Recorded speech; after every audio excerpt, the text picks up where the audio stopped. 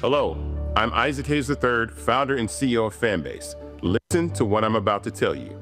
The window to invest in Fanbase is closing. We've raised over $10.6 million of our $17 million goal. That means there's room for less than 6,370 people to invest in Fanbase for the average amount. The minimum to invest in Fanbase right now is $399. That makes you an owner in Fanbase today. Go to startengine.com/fanbase to invest. Why? Because current social apps have taken advantage of users for far too long, with content suppression, shadow banning, harmful racist content, and no real tools for monetization and equity. Fanbase has over 1.4 million users and counting, allowing anyone to reach all their following and monetize their content from day one. Social media is the new TV, and whoever owns the apps that distribute that content have the opportunity to own potential billion-dollar companies. While big platforms with uncertain futures are failing to serve their users, Fanbase is stepping up to fill the gap. Don't wait until it's too late. Invest now, invest for yourself and your future. Go to startengine.com/fanbase. Own the next generation of social media.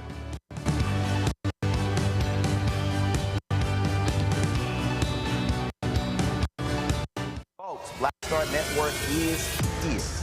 Hold no punches. I'm real revolutionary right now. Support this man, Black Media. He makes sure that our stories are told. Thank you for being the voice of Black America, Roland. Stay black. I love y'all. All momentum we have now, we have to keep this going. The video looks phenomenal. See, this difference between Black Star Network and Black-owned media and something like CNN. You can't be Black-owned media and be scared. It's time to be smart. Bring your eyeballs home. You dig?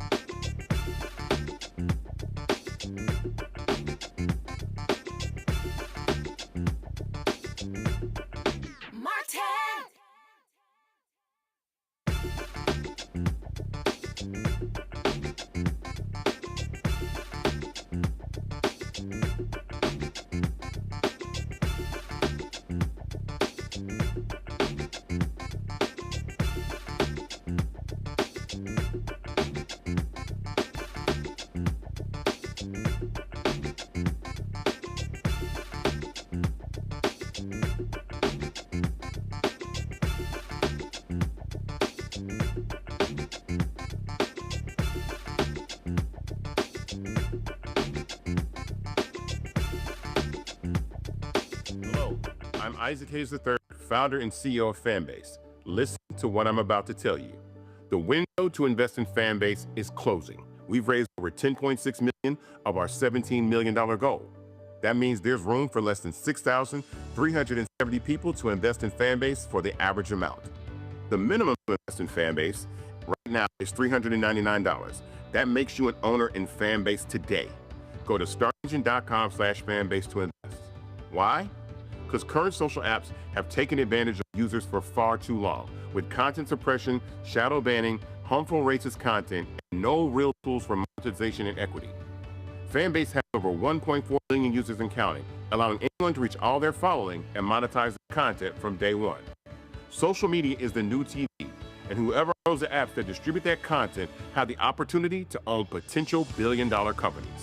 While big platforms with uncertain futures are failing to serve their users, Fanbase is stepping up to fill the gap. Don't wait until it's too late.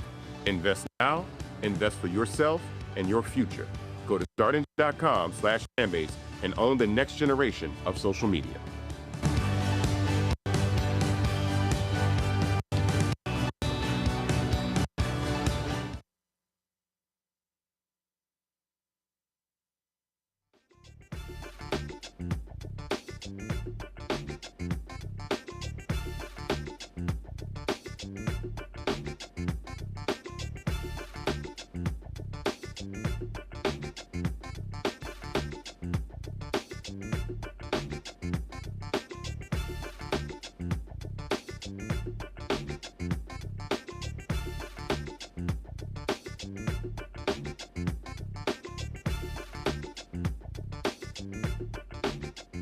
Today is April 4th, 2025, coming up on Roland Unfiltered, streaming live with the Black Star Network. Today marks the 57th anniversary of the assassination of Reverend Dr. Martin Luther King Jr. We will go live to the National Civil Rights Museum in Memphis, where they will ring the bell at 7:01 p.m. Eastern, 6:01 p.m. Central, and that is when the bullet was fired that killed Dr. King. We'll also talk about a couple of events that happened today. They're going to be having an event there, and we'll be taking a speech there live as they commemorate Dr. King's life and legacy. Also, we're going to be showing April 4th, 1968. That is our project where we talk to a variety of people who work with Dr. King, who partner with him, but they remember what took place on that day that changed Black America, and the world. Today, folks, job numbers came out. We'll talk about what they look like. Also, how devastating Donald Trump's tariffs are to the American economy. We'll chat with economist Morgan Harper about that. Also on today's show, Supreme Court gives Donald Trump and MAGA a win when it comes to grants, DEI grants, for teaching organizations. That's issue we'll discuss. The governor of Texas under a lot of scrutiny for failing to call a special election to replace the late Congressman Sylvester Turner. Now Greg Abbott is saying, oh, well, I'm doing so because Harris County keeps having problems with their elections. It's an absolute lie, but it's their way of trying to target Harris County. Lots to break down. It's time to bring the funk on Roland Martin Unfiltered on the Black Star Network. Let's go. He's got it. Whatever the is, he's on it. Whatever it is, he's got the scoop, the fact, the find. And when it breaks, he's right on time and it's rolling. Best believe he's knowing. Putting it down from sports to news to politics. With entertainment just for kicks, he's rolling. Yeah. Some go, y'all. Yeah. It's Roland Martin, yeah. Rolling with Roland now. He's funky, he's fresh, he's real, the best, you know he's Roland Martin now.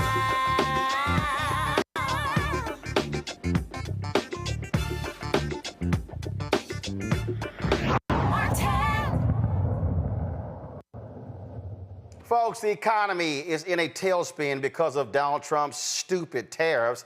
The March job numbers came out today exceeding expectations, but unemployment numbers were slightly worse than expected. Yep, you can always expect that. Of course, tariffs also are playing, wreaking havoc. We're not seeing that, though, fully show up when it comes to the economy. But March, we saw 228,000 jobs added despite losing 4,000 federal jobs.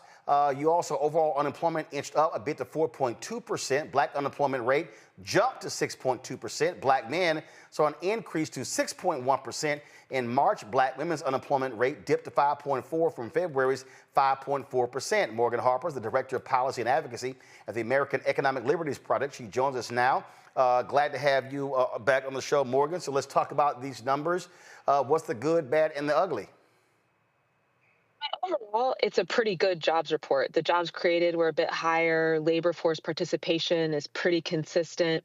Wages have gone up a little bit and still outpacing inflation. But in some ways, like we've been talking about this calendar year, 2025, Roland, it's kind of like neither here nor there in a way, these jobs numbers, because they're not reflective of the policies that have been put in place since January 20th with the change in administration.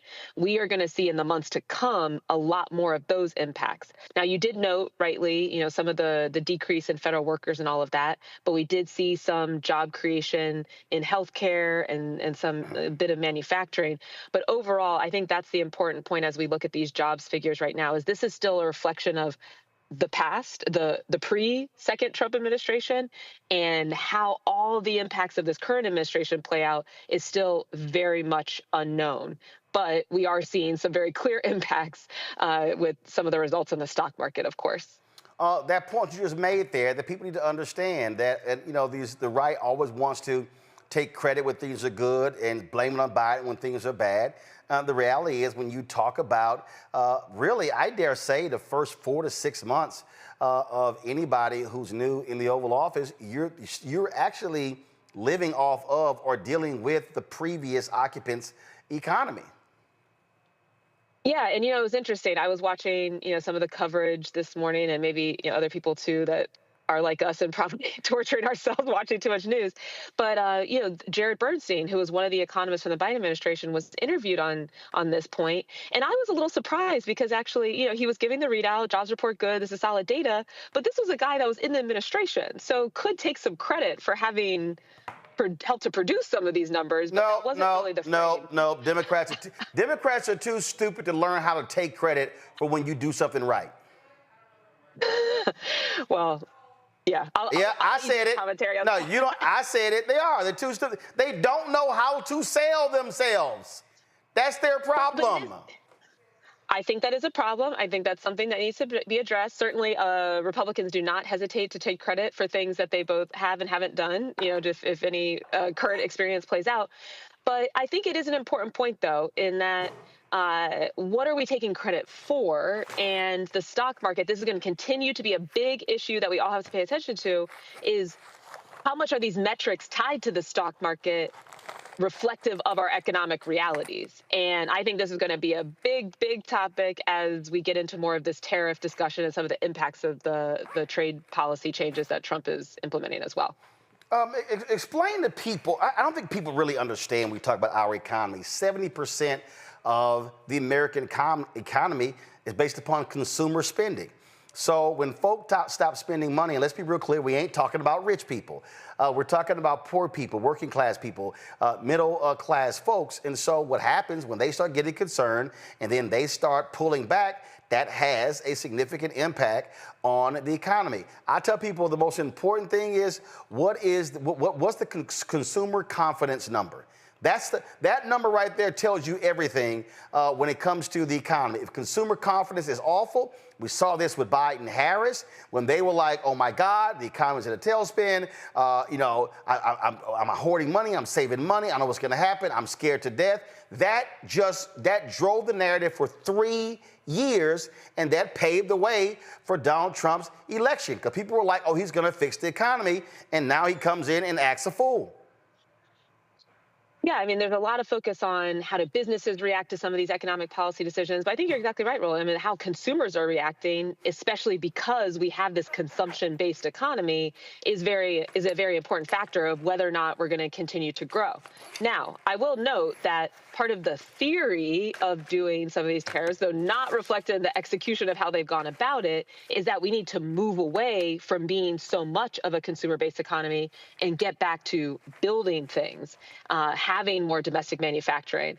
But if you're not pairing any of this trade policy and tariff implementation with some investments in that domestic manufacturing, creating the incentives for companies to want to build factories in the U.S., create those jobs, then you are just creating the groundwork for increased prices, and that will impact consumers' ability to continue spending and feeling comfortable with the economy. But there's something, Morgan, that we have to constantly put on the table, and too often people don't want to do it because it's being real. Let's just cut to the chase, and we're going to use Walmart for an example. What is Walmart's phrase? Low, low prices. The reality is, people in this country, we want low, low, low, low, low, low. The reality is, companies want to make as much profit. So if you want low prices, they want to make as much profit. That means you're going to go somewhere to make goods as cheap as you possibly can. And here is the oxymoron in this country, and it is moronic, and it drives me crazy. Every politician and people and worker, we want American-made products. We want American jobs, but we want $25, $35, $40, $50 an hour. And so guess what? Cut to the Americans ain't trying to pay $85 for a pair of jeans. They want to pay $19.99. I mean, so at some point, so it always cracks me when people say that, and so it's real. And I mean, I'll give you a perfect example. That was a we had some sweaters made. So what happened was we had some sweaters made for the show, and I was doing a Warnock campaign. So I said, who made their sweaters? It's a really nice, thick sweater.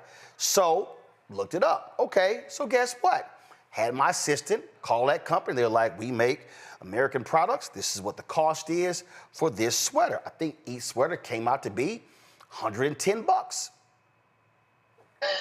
Yeah. This sweater over here, we could have got for $40. So now I got a decision to make. Do I want to buy 10 of the $110 sweaters and spend $1,100 plus tax, or do I want to spend less than $500 for sweaters, slightly different material, but at the end of the day, it's still $700 cheaper? That is the conundrum, the oxymoron that we have to deal with in this country. I agree with you. I mean, you have identified a core point, is that if we want to have things like Black-owned businesses that are able to grow, independent businesses that are potentially competing with Walmart, an alternative from Walmart, then we are going to have to be radically changing how we operate in this country. We will not be able to have the same level of access to cheap goods. And having access to cheap goods and being the consumer for the entire world's manufacturing has been the economic policy of the United States. You know, it's called, probably people have heard this term, neoliberal economic policy. That has been the governing policy for my entire life, right? We have made that trade-off, is we are going to consume, we're going to get cheap shit, you know what, right? Okay. And everybody else is going to manufacture. We're going to let that manufacturing go away. And we're going to kind of trust the Walmarts of the world to manage that all appropriately. They'll get the goods in here. They'll be cheap. We don't care where they make it, as long as we, you know, are getting all this. I should say, I don't know. And this is where I would push back a little bit, Roland. I don't think that the average American out there was necessarily thinking through the steps of what it meant to shift our economy in this way, right? We elect people and we expect them to be making decisions that are going to lead to good outcomes for our lives. What we have been living through, that I think will be no stranger to anyone who is watching, is the gutting of many parts of this country, including a lot of Black neighborhoods that formerly had more thriving business ecosystems, including rural areas that used to have more jobs. Rural areas, by the way, that include a lot of Black people too, that a lot of folks don't want to talk about. And so now we have everybody that you have to move, you have to go to the city, you have to work for the Walmart and get, you know, just a dollar raise every year, and all these big companies that are financialized. They are beholden to the stock market. They do not care about Main Street or anybody who's living around it. And that's the question for us. Are we going to continue to allow our futures to be sacrificed to have access to cheap goods? And this is the problem with what Trump is doing and the approach that he is taking. Legitimate question. It's a question you just identified, Roland. But to make that kind of shift, to get to back to more of a domestic infrastructure, which started and also was happening under the Biden administration with things like trying to build semiconductor chips, all of this domestically, you got to bring people along for that. Yeah. You have to you have to have a methodology to it. You have to take things step by step. They are just going for it, completely haphazardly, not being very clear, not clear if any of this stuff is going to stick, not educating people about what's happening. And that is a recipe for economic devastation.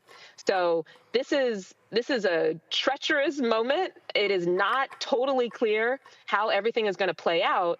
Right. But I do want to be honest with everybody that question, that quandary that you've just identified, is the cheap stuff worth it, is what we need to have a serious conversation about, but we just probably can't trust this administration to be leading it. Well, but it's the thing that we just don't want to deal with. I don't know why people, and I've been saying this for now more than 25 years. And every time, and I'm just sitting here and I'm kind of like, okay, like, guys, these are fundamental business questions. I remember when I was in Chicago and I'd moved there and I was in the Hyde Park area, I think, not Hyde Park, it was near Hyde Park. And so this guy was complaining about gentrification. He was like, man, we need this, and we need grocery stores, we need businesses, we need this, we need that. And so he's sitting here going on and on and on. And I said to him, let me ask you a question. I said, you ever own a business? He's like, no. I said, okay. I said, where do you live? He told me where he lived. I said, do you own or do you rent? He said, I rent. I said, let me explain something to you about power. I said, you're a renter. I said, you ain't got shit to say. He was like, excuse me? I said, let me explain to you business. Businesses, when they examine data, depending upon the business, they're looking for homeowners compared to renters. Homeowners are different from renters because renters are transient. Renters typically would do year to year. I said, now, if it's coffee, I was describing, because he was talking about sit-down restaurants. I said, sit-down restaurants are a different type of business. I said, if you're going to invest in a business, you're going to want to know that I have a reliable clientele that's coming here. So he's sitting and looking at me like I'm crazy. So I then go, okay. I said, have you ever seen a neighborhood constructed ground up? He was like, no. I said, well, I'm from Texas. I have. I've literally seen entire neighborhoods. I said, do you know what they start with? He goes, he's roads. I said, nope, they start with little orange flags that are placed into the ground. I said, do you know what those are marking off? They're marking off sewer lines. They're marking off the infrastructure. I said, then they'll come in and they'll pave a road. I said, there are no houses yet. Then a builder comes in and puts up one model home. I said, then they might add two more. They're gonna have max 3 model homes. I said, so I'm describing the neighborhood. I said, what's the first business that comes up in the neighborhood? He goes, grocery store. I said, nope, they operate on 2% profit margin. So he was kind of like, he's going on and on. He was like, to me, I said, so you know what the first business is? I said, a donut shop. He thought I was crazy. I said, nope. I said, it's always a strip mall. It's a donut shop and it's a dry cleaners. And he's like, okay. He's like, okay, I don't understand where you're going, bro. I said, because if you got homeowners, they're gonna stop for coffee and donuts when they're in the car going to work. I said, and they're gonna drop their clothes off and pick them up when they come home. And I said, the grocery store does not come until later, until you have maximum viability because of their profit margin. And he was just like, oh, I said, so bruh, I said, I need you to understand, you are asking for things in a neighborhood that economically the neighborhood may not be able to maintain. I said, so you know what? You're gonna come in and you're gonna shut down in less than a year. I said, so if you wanna have a gentrification conversation, I said, then we have to deal with how many people are renters in our neighborhood versus homeowners. He was totally blown away, and that's what I'm talking about here. Things are happening in this country economically, and people don't wanna have real conversations on how these things happen. We just sort of want to say, I want stuff to happen, and not ask how it actually happens. I think that's right. I think the grocery store is an interesting example because we probably talked about this a bit with the Kroger-Albertsons merger. There is some illegal conduct that's happening by very large grocery stores that's making it harder, even if you do get your independent grocery store off the ground. But that's kind of another conversation. But yeah, no, I agree with you. I will say, though, again, we're all busy. We're all living our lives. We all have a lot going on. We elect people to represent our interests. And I bet if you asked your average elected official, Roland, what you just described about grocery store profit margins, they don't know a thing about it. No. And that's a problem. Well, that's because a lot of the people who are in politics actually have never run businesses. So they and that's that's okay. That's okay, but then you need to fill that knowledge gap. Right, but you kind of got to have people who, it's sort of like when I watch these hearings and you got politicians making decisions when it comes to reproductive rights, and you have actual doctors on the panel, not that fake Dr. Rand Paul is, but you got an actual doctor on the panel going, hey, I'm a gynecologist, I'm an obstetrician, I kind of want y'all might want to ask me this kind of stuff. And that's what we do. So it's frustrating to me that when we're talking about how do we have an economy that works for all, we don't really want to have the nitty-gritty conversations that forces Americans to have to answer very basically. Are you willing to pay more for products that are made and built in this country compared to what you're doing now and they're being made in Indonesia, China, and these other nations? And when you force people, sure, I want to pay more. Let's see you do it. Okay, let's see you do it, because then you're going to start complaining about how much stuff costs.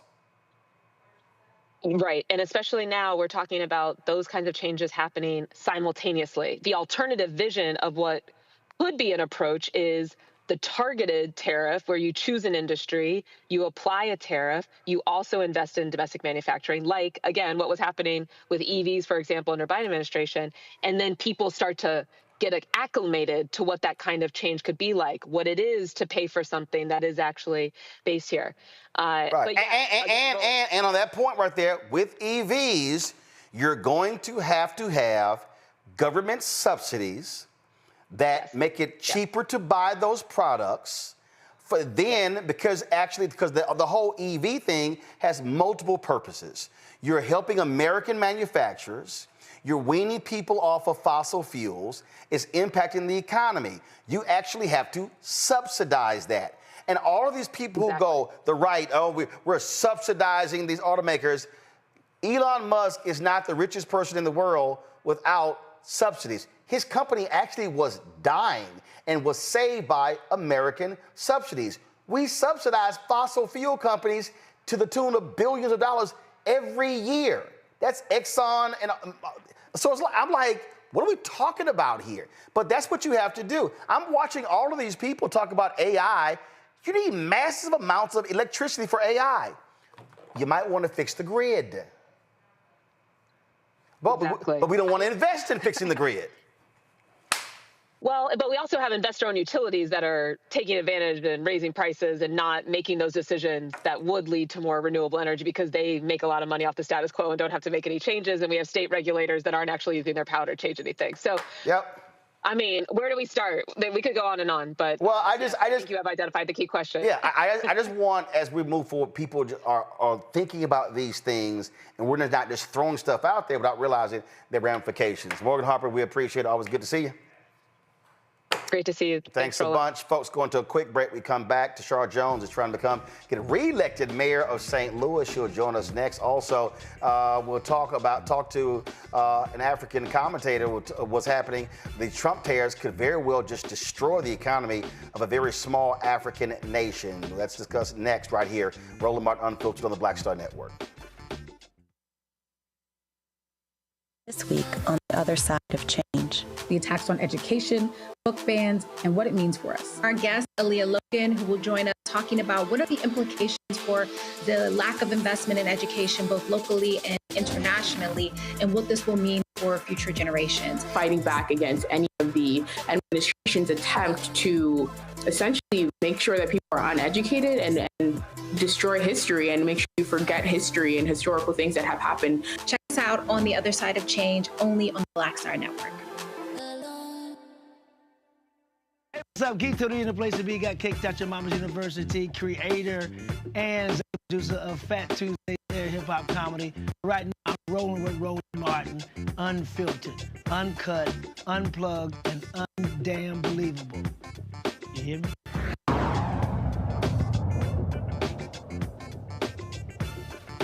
Black voters could power the election in St. Louis on Tuesday. Runoff takes place, and the incumbent mayor, Tishaura Jones, the first black woman elected mayor of St. Louis, is running for re-election. She is running against Kara Spencer, who white Democrats there are supporting, putting their money behind.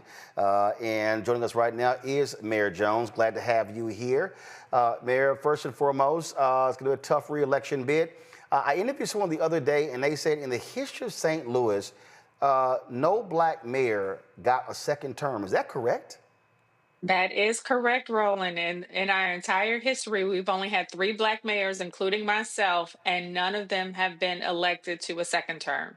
When you look at the breakdown, what's the racial composition of St. Louis in terms of African-American voters, white voters, Hispanic voters?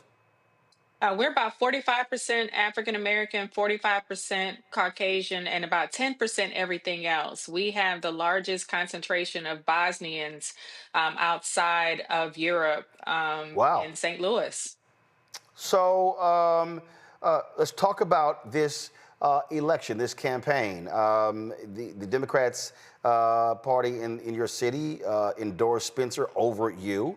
And, you know, what is your closing message to the voters why they should give you a second term?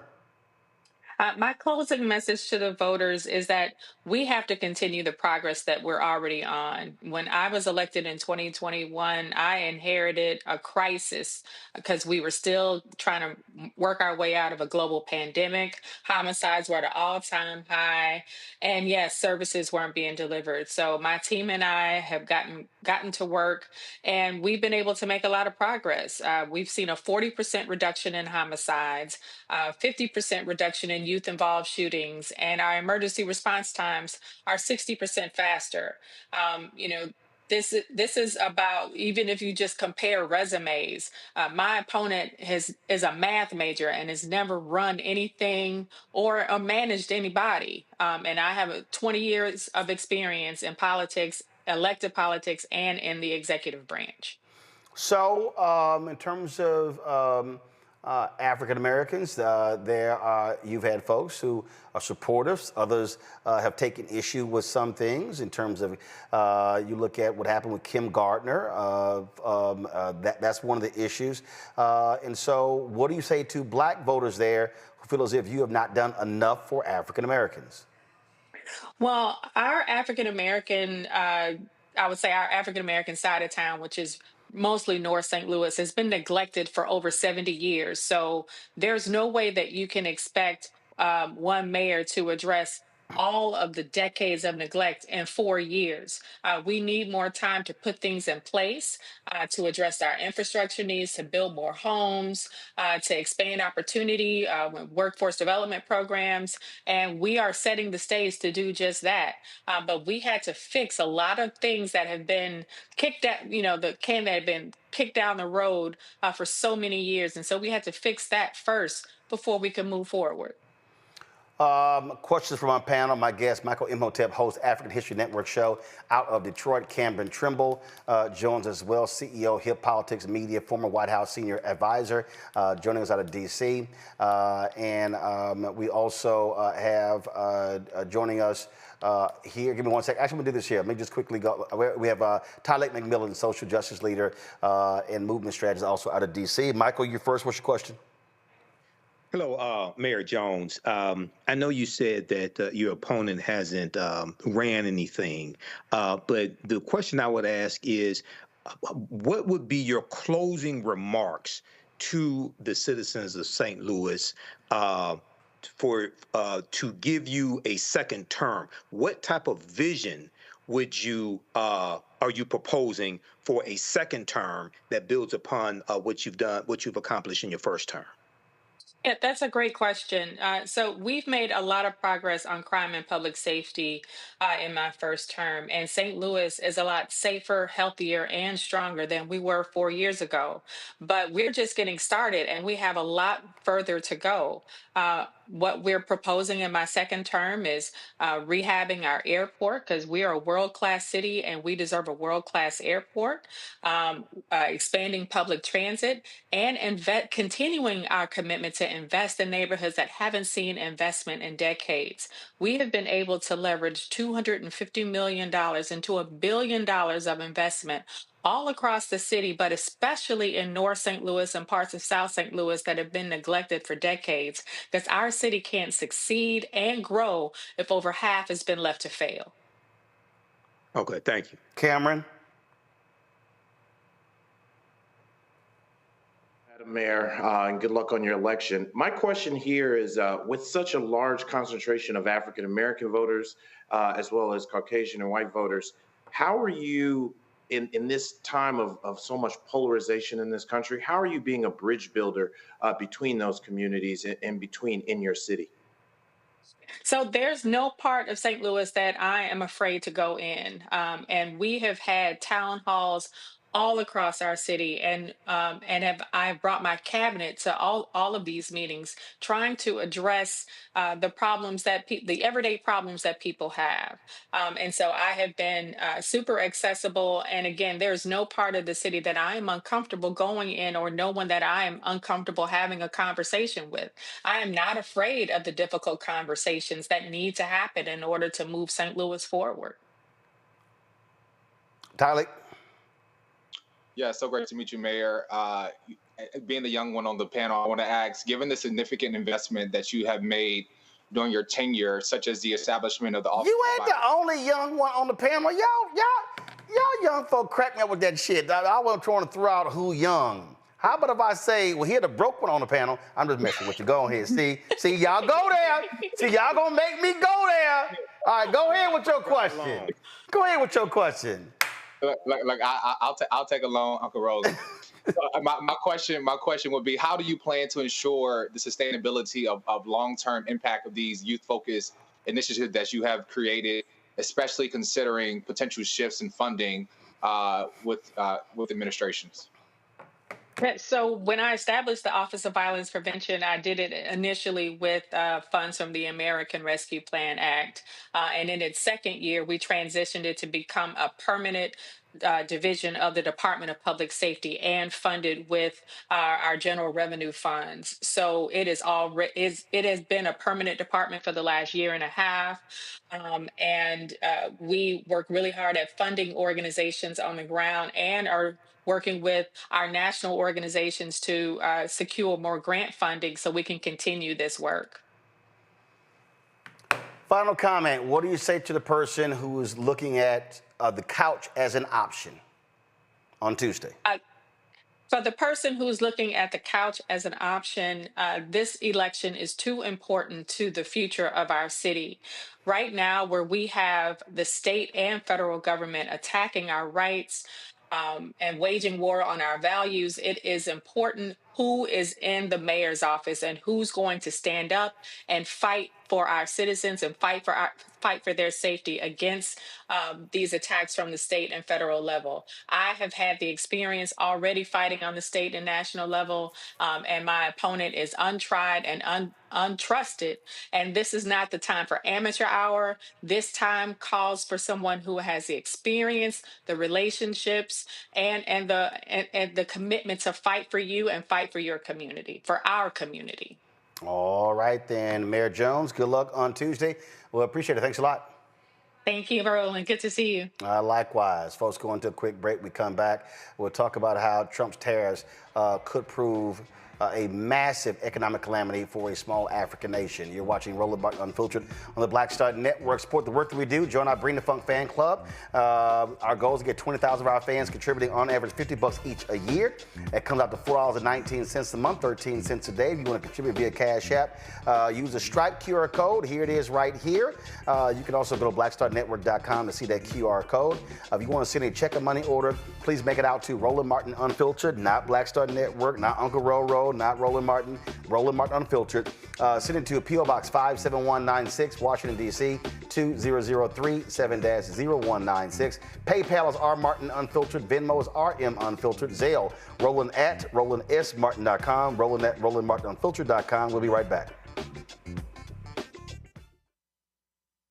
We begin tonight with the people who are really running the country right now. Trump is often wrong and misleading about a lot of things, but especially about history. Donald Trump falling in line with President Elon Musk. In the wake of the unsettling news that MSNBC has canceled Joy Ann Reid's primetime show, The Readout, Roland Martin and the Black Star Network would like to extend an invitation to all of the fans of Joy Ann Reid's MSNBC show to join us every night to watch Roland Martin Unfiltered, streaming on the Black Star Network for news, discussion of the issues that matter to you, and the latest updates on the twice impeached, criminally convicted felon-in-chief Donald Trump and his unprecedented assault on democracy, as well as co-president Elon Musk's takeover of the federal government. The Black Star Network stands with Joy Ann Reid and all folks who understand the power of black voices in media. We must come together and never forget that information is power. Be sure to watch Roland Martin Unfiltered weeknights, 6 p.m. Eastern at youtube.com/Roland S. Martin or download the Black Star Network. Hey, what's up, y'all? I'm Devon Frank. I'm Dr. Robin B., pharmacist and fitness coach, and you're watching Roland Martin Unfiltered.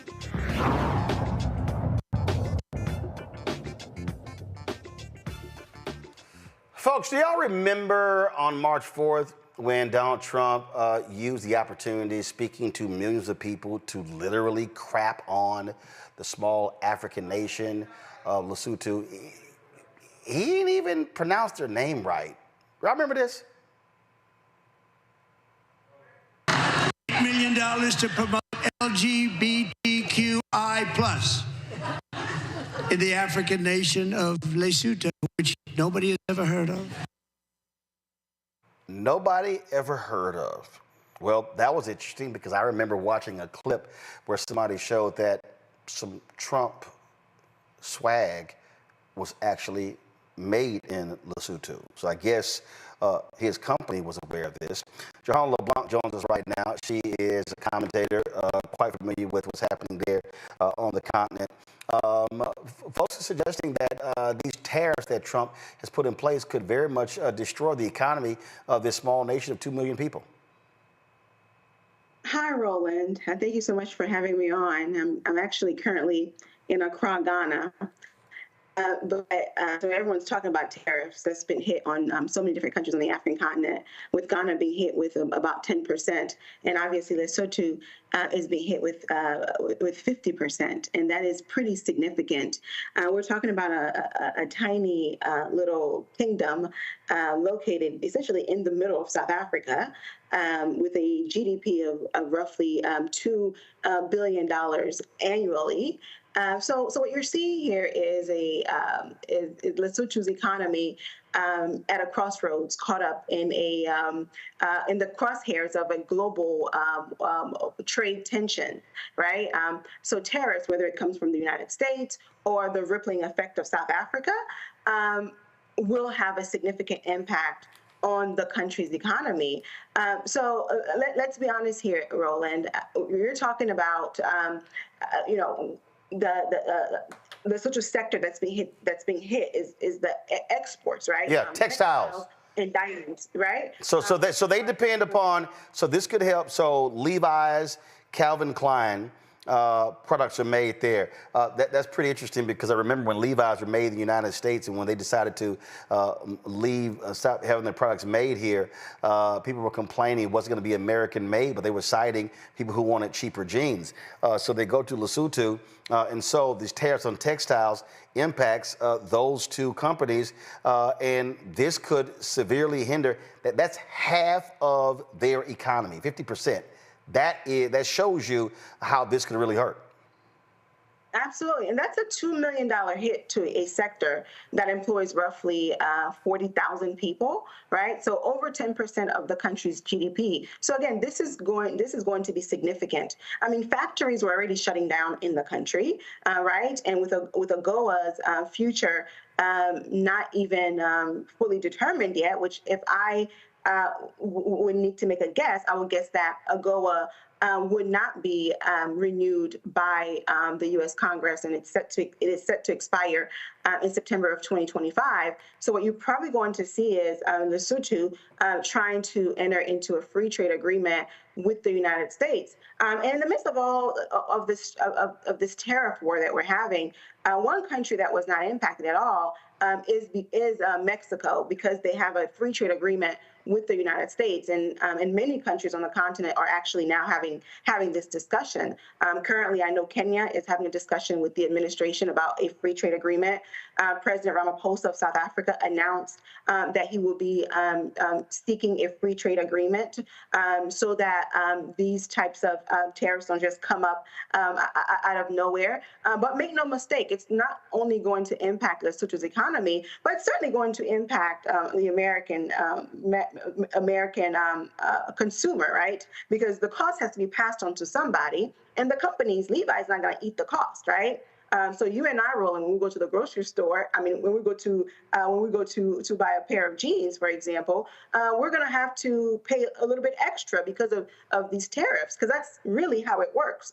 There's no other way to try to spin this or to try to explain it. But what I will say, though, Roland, I think in spite of what's happening, I think it's a real opportunity, though, for African nations to implement the African Continental Free Trade Area, and it's a trade policy that more than 40 countries on the continent are a party to, and what it does is that it harmonizes the trading of goods and services across the continent. So African countries trading with each other, and so what we're saying is that if this trade agreement is implemented properly, you're talking about increasing the collective GDPs of African nations by more than $3 trillion, and also lifting more than 30 million people out of extreme poverty on a continent with 1.4 billion people. So I think now is the time for African governments to put their heads together and really get serious about the implementation of the AFCFTA and accelerating its implementation, certainly, because even though, yes, Lesotho is hit with a 50%, as you know, Roland, South Africa has also been hit with a 30% tariff.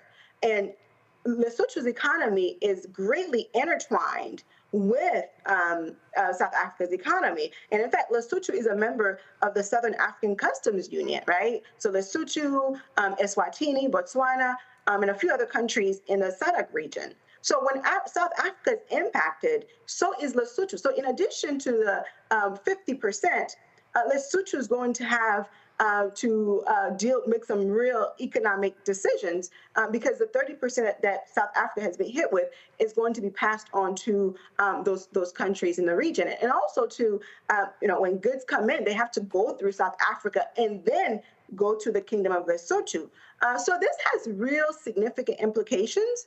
And the European put out a statement recently indicating how they were gravely disappointed about this measure because it's really shaking up the entire world. And I can tell you again, I'm in Ghana, and that is all everyone is talking about, these tariffs. Yeah, I mean, one of the things that Trump is trying to do, he's trying to break the backs of a lot of these companies. They're trying to, look, they were trying to force Ukraine to turn over half of their minerals worth $500 billion.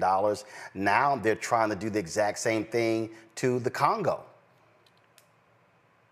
Absolutely, and DRC, obviously, as you know, the DRC is dealing with a severe conflict that's been ongoing for a very long time. And the DRC has approached the United States and said, in exchange for military support, we will provide you with our critical minerals. And DRC sits on roughly $24 trillion worth of critical minerals. So your cobalt, your gold, and so on, which are critical to countries around the world, including the United States.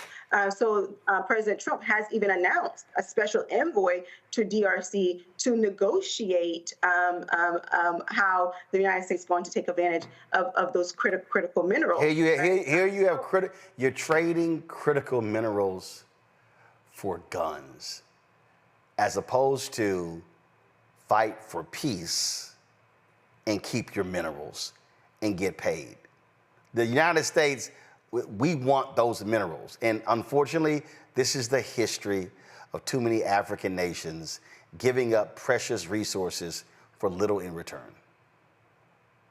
Well, Roland, also in addition to that, if the United States does come in and actually does fix this conflict between the DRC and Rwanda, in a way, it weakens the African Union, because the role of the African Union, right, is to work with these countries when they have these various conflicts, right, put them together and come up with a peace agreement, right? So if DRC has to leave the continent and to get support from the United States, it certainly weakens the role of the African Union. In addition to that, South Africa was trying to remedy this as well.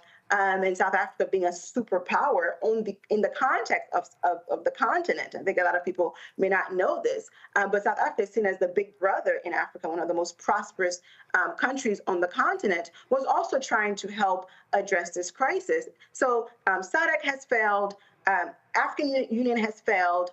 The president of Angola went to have conversations with the president of DRC. That conversation also has failed. So where does that leave the African continent, right?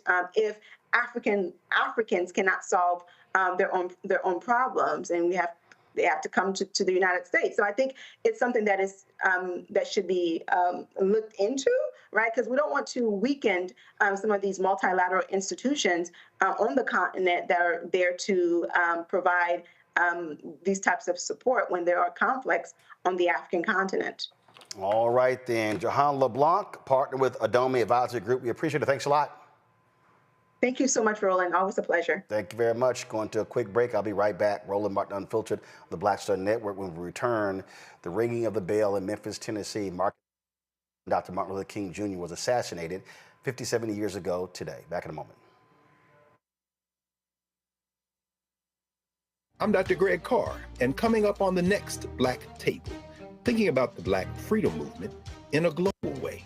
Dr. John Monroe joins us to discuss his book, The Anti-Colonial Front, which maps the social justice movement in the United States and its impact internationally, from Asia to Africa, and how movements like anti-communism were used to slow down racial equality, like critical race theory today. Critical race theory today, communism back then, that's essentially mobilized to shut down any challenges to a given system of power. Connecting the civil rights movement to colonialism on the next Black Table, exclusively here on the Black Star Network.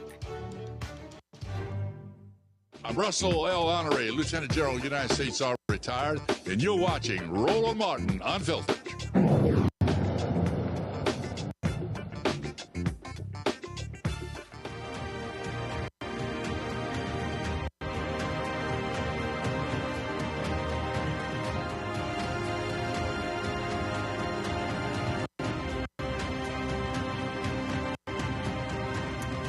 57 years ago tonight, Reverend Dr. Martin Luther King Jr. was assassinated in Memphis as he stood on the balcony at the Lorraine Motel just outside of room 306. In about 30 seconds, we'll go live to the Lorraine Motel, now known as the National Civil Rights Museum, where they will ring the bell, marking the moment, 6:01 p.m. at Memphis time, when he was assassinated. Of course, that changed the trajectory of Black America, and the world, and it still is a day that lives in infamy around the world. At the conclusion of today's show, we will air a special called April 4th, 1968. Let's now go live to the National Civil Rights Museum. Silence. 6:01 p.m. at the Lorraine Motel.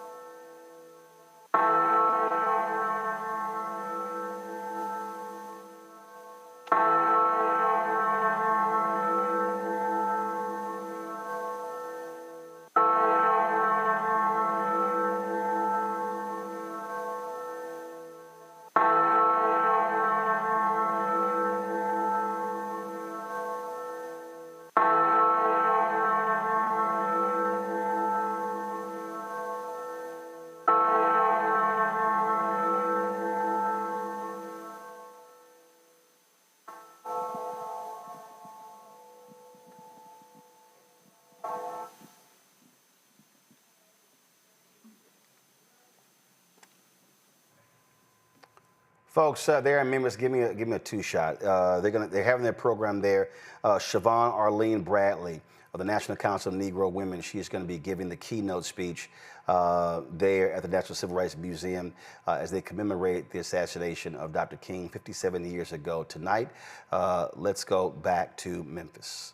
Lord, take my hand,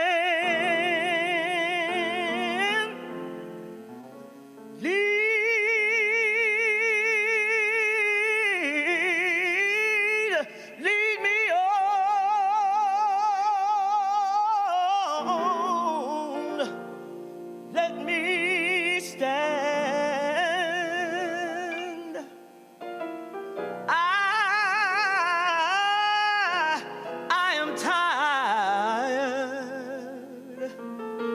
I am weak. Oh,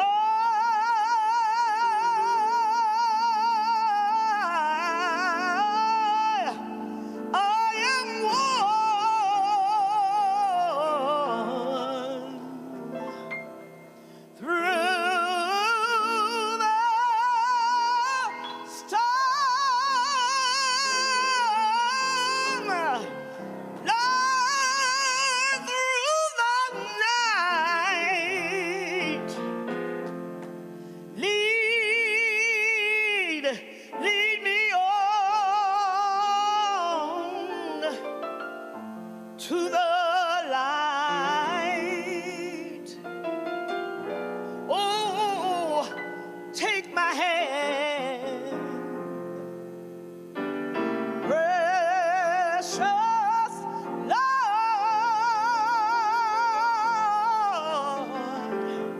I need,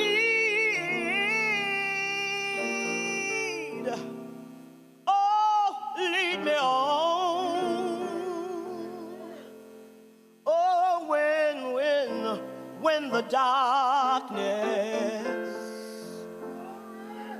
when the darkness appears, and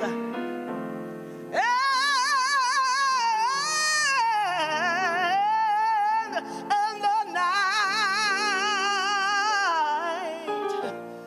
oh Lord, the night is drawing near. Oh, and the day, oh, the day is past.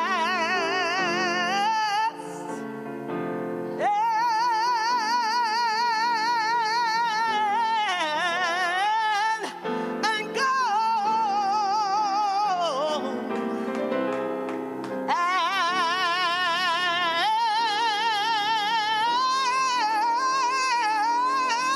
At the river,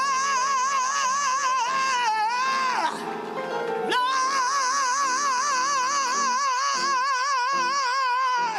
here I stand. Woo. God, my feet. Oh, Lord Jesus, hold my hand. Oh, take my hand. Precious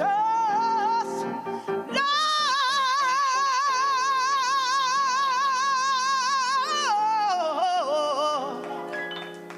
and lead your child. Hey, woo. Lead your child on home.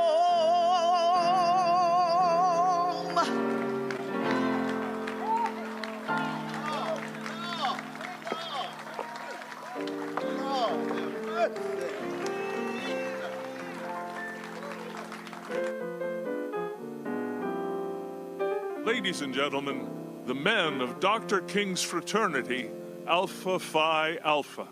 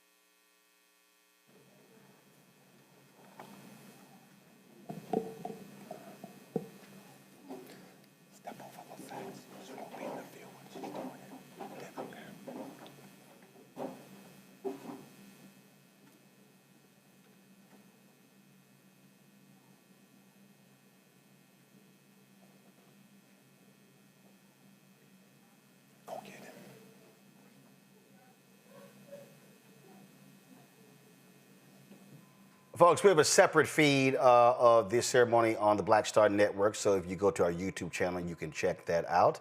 When you talk about where we stand, what is going on in this country, we continue to see the reality of the role that race plays, not just in economics, not just in politics, but also, of course, when it comes to sports. Tonight, Final Four takes place. South Carolina is playing Texas. You've got UConn playing USC. These teams are battling. And remember last year, you had lots of drama last year going on where everybody was focusing on Angel Reese as well as Caitlin Clark. And oh, white America was just enthralled. Ratings were through the roof.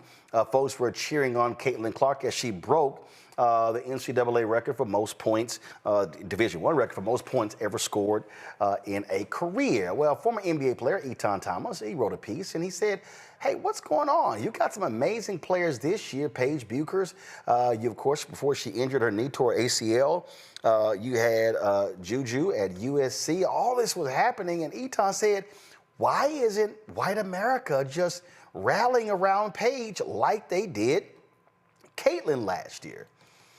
Race is always at the forefront. Etan Jones is right now. Etan, glad to have you back on the show. So you say that the difference is Paige Bueckers doesn't have a black villain this year. Yeah, and I guess that kind of rung a nerve with a lot of white people. You know, I mean, it was really clear that they made Angel Reese the villain after she beat Caitlin Clark, who was really kind of held up as, you know, the great white hope. She's a fantastic player. But then the media kind of went into this narrative of the villain. And that's what happened. I mean, it's not something that I made up. You know, you're looking at it where the viral image of Angel Reese doing the waving her hand in front of her face that went everywhere. And the outrage was just off the charts. And so then, you know, following the next years, Angel Reese was always the villain in anything that she did. And Caitlin Clark was praised. That's just what happened. So when I posed the question of why, you know, Paige wasn't really given the fawning over that Caitlin Clark was, I went through a few scenarios. You know, Paige has been outspoken. She used her ESPYs award to really credit Black women. You know, she doesn't have an Angel Reese factor. You know, and the fact of the matter is that a lot of the fans, not all of them, you know, but a certain demographic of fans were there for the wrong reasons. They came over to really celebrate Caitlin Clark's whiteness, not so much her talent. And it was definitely apparent. I mean, you heard all year WNBA players were saying that they were getting attacked and, you know, racially attacked and you know, at the arena, you know, online, everything like that. That aspect wasn't there with Paige. Now, she's a wonderful player. She's probably going to be the #1 pick. But I wanted to know, why isn't that demographic, you know, rallying around Paige? And I gave a few scenarios why, and that didn't make a lot of people very happy. And of course, that transferred to the WNBA, where record numbers were turning out, and what you had was a Caitlin Clark playing in Iowa, flyover state, Midwest, all those things. And many of these white conservatives were pouring their views into her, thinking she was, quote, one of them, thinking that she was MAGA. Well, when she, as you said, when not only with the ESPYs, but also when she got named, you know, a Person of the Year with Time Magazine, and she talked about the impact of Black ball players. No, they're not hating me. We're not fighting, all those sort of different things. You literally had these white folks who turned on her, and she was like, yo, it's all about basketball. And so here you got Paige coming from Connecticut, but also she's got Black folks in her life. And so your whole deal was, hey, these things are there. People got mad. Fox News quickly picked it up, and that's when a lot of the hate started coming your way. Oh, goodness. You know, once Fox News picks it up, and it was interesting because it was like, you know, I saw one thing that said that I wrote a racist article. I'm like, wait a minute. How can it be racist to say, why aren't you cheering this white girl as much as you cheer this other white girl? Like, I don't know if people know what racist means. You know, they don't use that term correctly. But no, I mean, Paige is a phenomenal player. I think that she should get a whole lot more recognition. But a lot of the people that were there, that demographic was there for the wrong reasons. Another telltale of that was Caitlin Clark repeatedly had to ask for her not to be weaponized. And she spoke out against racism and spoke out against bigotry because it was so prevalent. It was happening all over. And every time she did, you saw that, oh, she's giving in to the woke mob and doing all that different things. There's a certain demographic that uses that language. So, of course, that's not all Caitlin Clark's fans. I'm not saying that at all. But that demographic was sure there. And they boosted ratings, and they were there for the wrong reasons, and they were weaponizing her no matter how many times she asked them not to. It is quite interesting when you touch that nerve, and they don't want to admit it, but we saw what was taking place, and those of us knew. And you know what? There were a lot of people who, I think she's getting too much attention. I disagreed. Bottom line is, when you break the all-time record, you're going to get that level of attention. I had no problem with her coming in, and all of a sudden, the new TV contract rating is going up. To me, I said it was the same thing when Tiger Woods came into golf. And what I was saying to some players who were complaining, I literally was like, I need y'all to shut the hell up. It's a whole bunch of folk who did real well when Tiger came in. So I didn't see that as a big deal. But the reality is race was present. But it's a little bit different with Tiger Woods. So when Tiger Woods came in and broke the barrier, so yes, we all got excited to see somebody that looks like us, dominating the sport where you typically don't see that. That's fine. You know what I mean? When Naomi Osaka came in, yes, the same thing. That is fine. The problem is with Caitlin Clark, then you began to bash Angel Reese. Then there was like this hatred towards the other players, the black players. Then there was like, oh, well, they don't mean, there's this disrespect, this constant, like if Caitlin Clark invented basketball. And it was like, well, wait a minute now. You know what I mean? You shouldn't be disrespectful to the other players. And it's not something, I saw a lot of media people, kind of reducing it to saying mean tweets or, something like that. But no, they would have reacted differently if it was their daughters or wives or something like that who were on the other side of, racist attacks. And that's the way the WNBA players describe them. Not just simply mean tweets or fans saying boo or something like that. Literally racist attacks. So that's the difference. It's fine to cheer for somebody that looks like you, but when you demonize someone else and then all the other players, then that's when it's different. Questions from my panel. Tyler, you're first.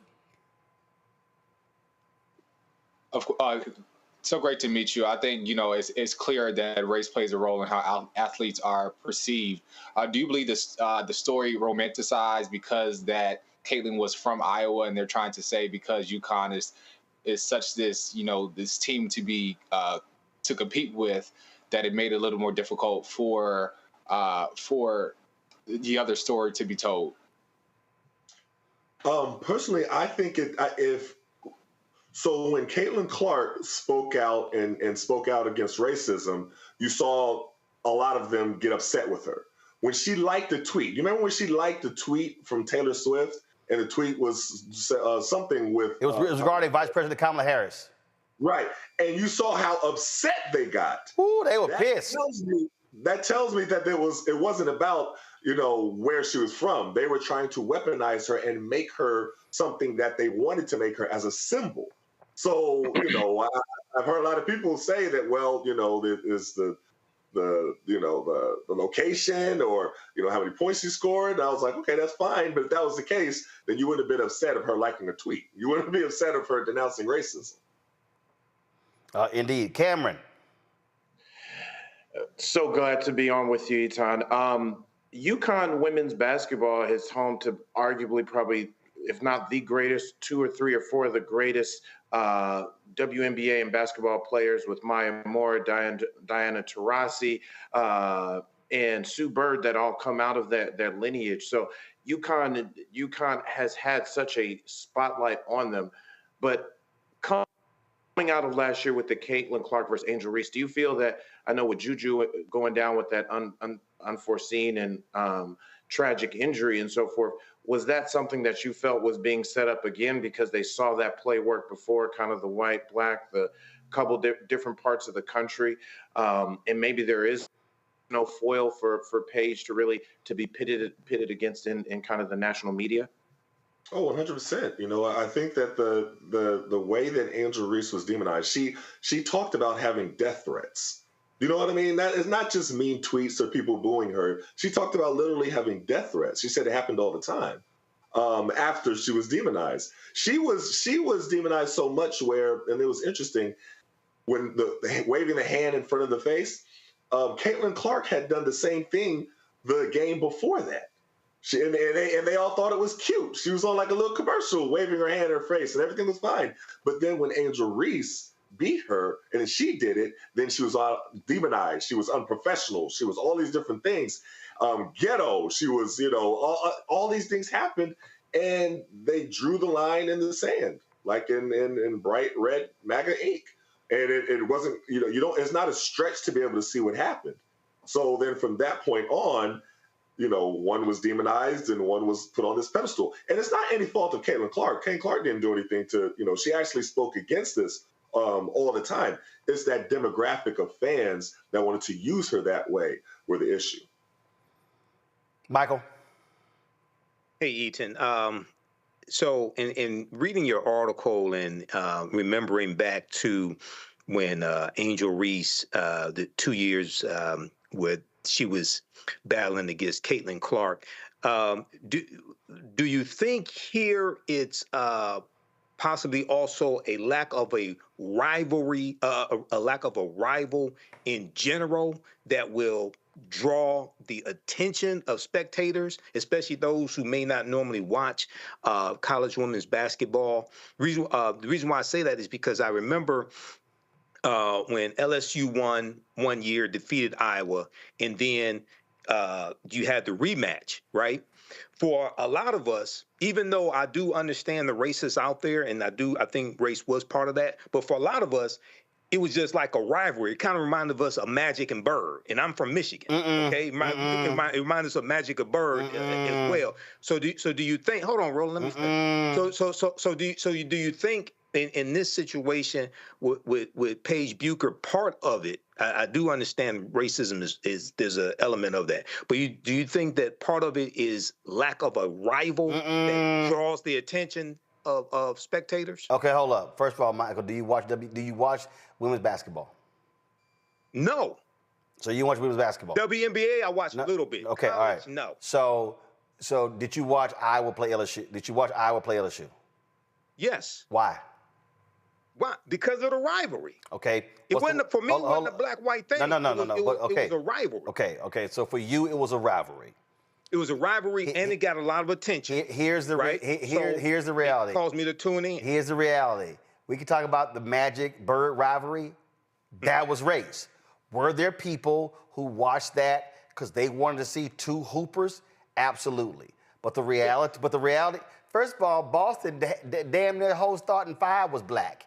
Okay, but the reality is that was positioned as Larry Magic. That was them in the finals of the NCAA, and then you go into the NBA. And the reality is that was a racial dynamic to it.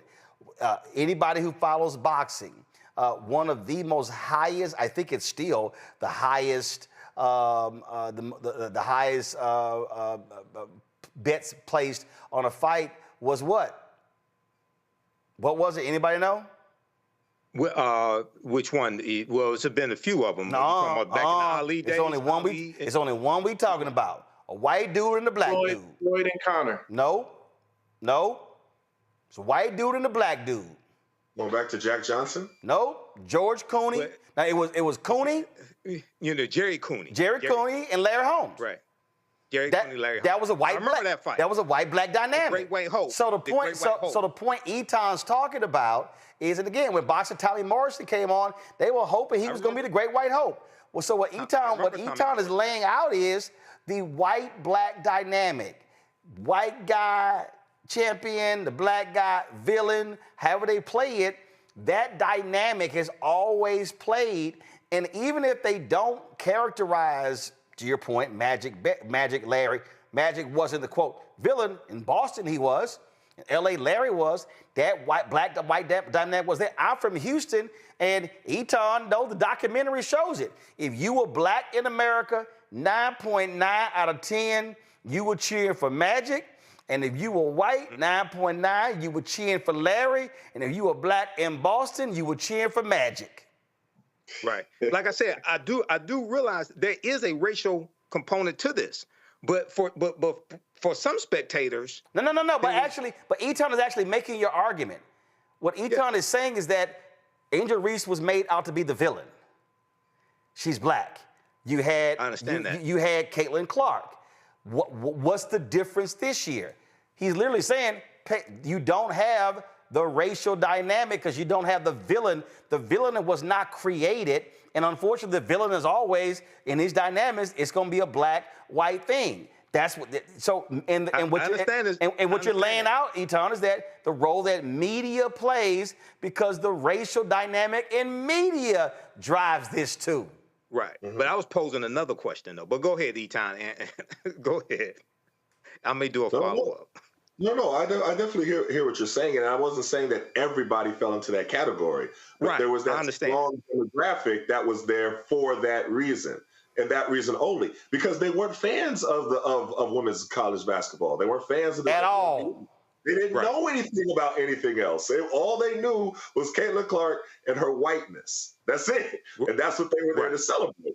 And they didn't care about any other players, any other teams, of the history of anybody's even records. And it was interesting as you saw the dynamic play out during the season, and it was really frustrating to see even some black media people kind of buy into this, where they use weaponized language. I think it was Carrington who fouled Caitlin Clark one time.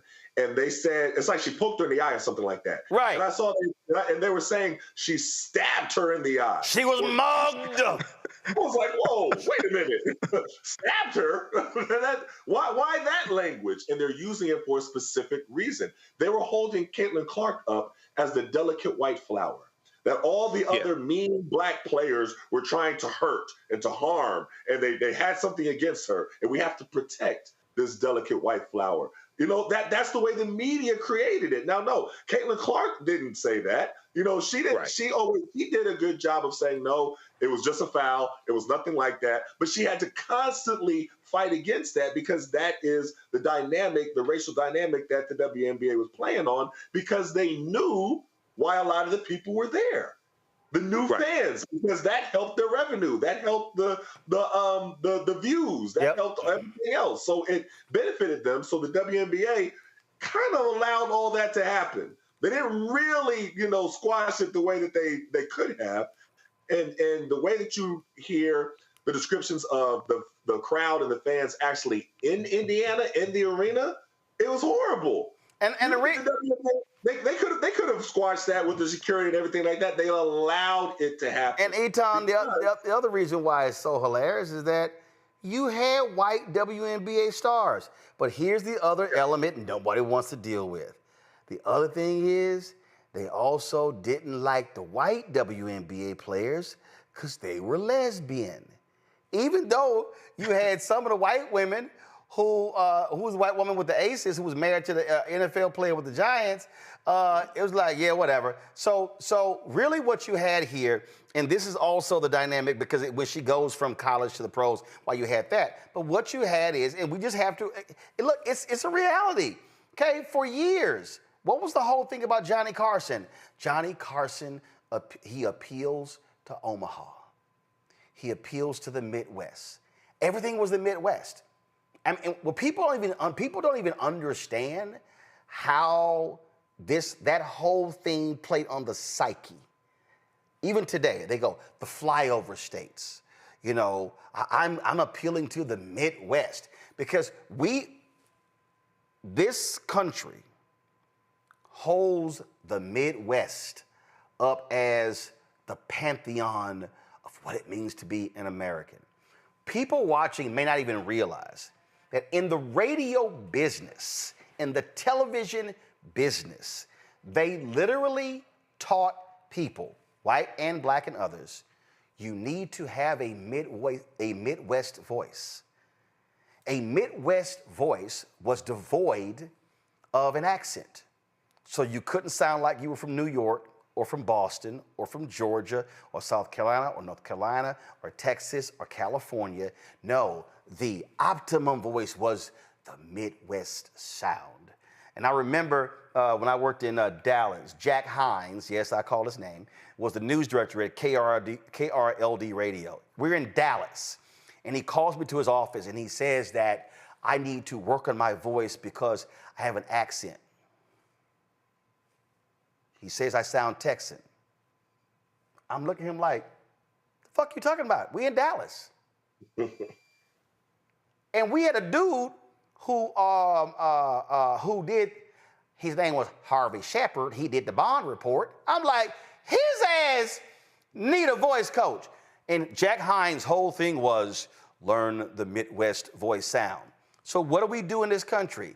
It's the Midwest, the Midwest. So what you're saying here is that Caitlin Clark was so embraced by conservative white America because here she is, white woman, dominating in this sport where black women dominate. #1 score. She's from Iowa, the cornfields. She's a heterosexual. More than likely, she's one of us. She's MAGA, wearing a Make America Great Again hat. We're going to rally behind her. And your point, as she would say, they would say something, she ain't one of us. She ain't one of us. Lord, if she had come out as lesbian, they would have they would have lost their mind, Eton. They were attacking WNBA players who stood up for Black Lives Matter, who stood against, they were attacking the black ball players in college who took knees as well. And they said the great white hope has arrived. And that's where they were holding up as this the epitome of greatness. Oh my God, she's the greatest ever. And no, we never heard of Cheryl Miller. Right. or Shamika Holsclaw, or, a whole list of others. Or Candace Parker, or Maya Moore, or Lynette Woodard, and we could go on and on. It was like, whatever, we don't care. It's all Caitlin. Right, all Caitlin. And so Paige, in her, when they're looking at her, especially after she gave that SB speech, but before that, she was, if you go back to her freshman year and the stats that she put up, I mean, she won the Player of the Year. You know what I mean? Right. She was really dominating. But she wasn't from the cornfields of Iowa. Definitely wasn't. But after that speech, a lot of them backed off of her. There you go. You didn't hear them cheering for her as loud. They wasn't praising her and everything like that. So then people say, okay, well, she got injured. Okay, she did get injured, but then she came back. So a comeback story from an injury, if they wanted to praise her, they would. She's going to be the #1 pick in the NBA and the WNBA draft this year, probably. If they go on to win the championship, which there's a strong chance that they can, right? And you're going to tell me that she's not worthy of being cheered and praised and all of that thing because of the way that she's dominating, the way she's playing. So then I said, okay, so let's look at some other reasons why. I saw that she was actually, what was she doing? She was waking up at 5 o'clock in the morning to cook breakfast for her Muslim teammates during Ramadan. That's not something that they're going to wrap their arms around. You know what I mean? I mean, it's interesting when you see her personality and how outspoken that she is, not just at the ESPYs, all the time. It doesn't seem like she's one of them. Yep. So that's the part where I said, okay, this looks like this is a reason why it's different, and a lot of white people didn't like hearing that. Listen, the reality of whiteness in America is truly astounding. It really is. Eton, glad to have you on the show, Doc. And I'm sure your email box and social media DMs continues to be filled with white hate. I'm sure. I appreciate it. Thanks for having me on. Appreciate it. Thanks a bunch. Hey, y'all. Diddy is facing additional criminal charges weeks before his trial begins. Federal prosecutors in Manhattan have now added 2 new counts to his case, one for sex trafficking and another for transporting someone for prostitution. This brings the total number of federal charges against him to 5. The government claims that Diddy's infamous freak-off parties were not just wild celebrity gatherings filled with lots of baby oil, but were instead highly orchestrated sex events where women were allegedly coerced and in some cases forced to participate. Prosecutors assert that behind the fame lies a darker operation involving abuse, intimidation, and exploitation. Diddy's legal team maintains that he's an innocent man and that all activities were consensual. He continues to plead not guilty to all charges. He's in custody at the Metropolitan Detention Center in Brooklyn with jury selection for his criminal trial set to begin on May 5th. Comedian Bill Burr has been ripping Elon Musk and Donald Trump left and right. Well, he had a moment on the red carpet that we thought was quite funny while celebrating Conan O'Brien getting the 2025 Mark Twain Prize ceremony at the Kennedy Center in D.C. Burr was a little irritated when these reporters kept asking him about his support of Luigi Mangione, of course, person who was accused of killing the United Healthcare CEO. They also were asking him about all other sorts of things. And he was kind of like, you know what? Y'all are really getting on my nerves with these dumbass questions. What about your reaction to Luigi Mangione? I was reading up, that perhaps you've been supportive of what he did. What is your take on that? If you're reading up, I don't think you read up on it. Because I said what I felt about it, and I said what a lot of people said. Some people took it that way. So could you clarify what you think? No, I'm not going to just have some controversial moment so you can get clicks. I'm not doing that. I'm here for Conan. I'm not doing all this. You bring up next the Middle East. I went to summer school 3 out of 4 years in high school. I'm not qualified to talk about this. I was just what do you think about global warming? You said about Elon that he was ruining Earth. I saw on The View. You're critical of him. What do you think of all the boycotts, like even the violence I don't that's watch the going on news. at Tesla? I don't watch the news. I have no idea what's going on. I watch Instagram. I watch people wipe out on motorcycles. I watch lions and hyenas fight each other. This is the things that I do. And I don't think you should be asking a comedian. You're a journalist. Comedians are on top of current events. No, that's weak. That's you guys passing the buck. You guys need to have balls again, which you don't. You guys always goes, should we be thinking this? Duh. You guys present stuff like that. You guys have balls. You need to get your balls back. And it's not my job. I am a dancing clown. Get your balls back.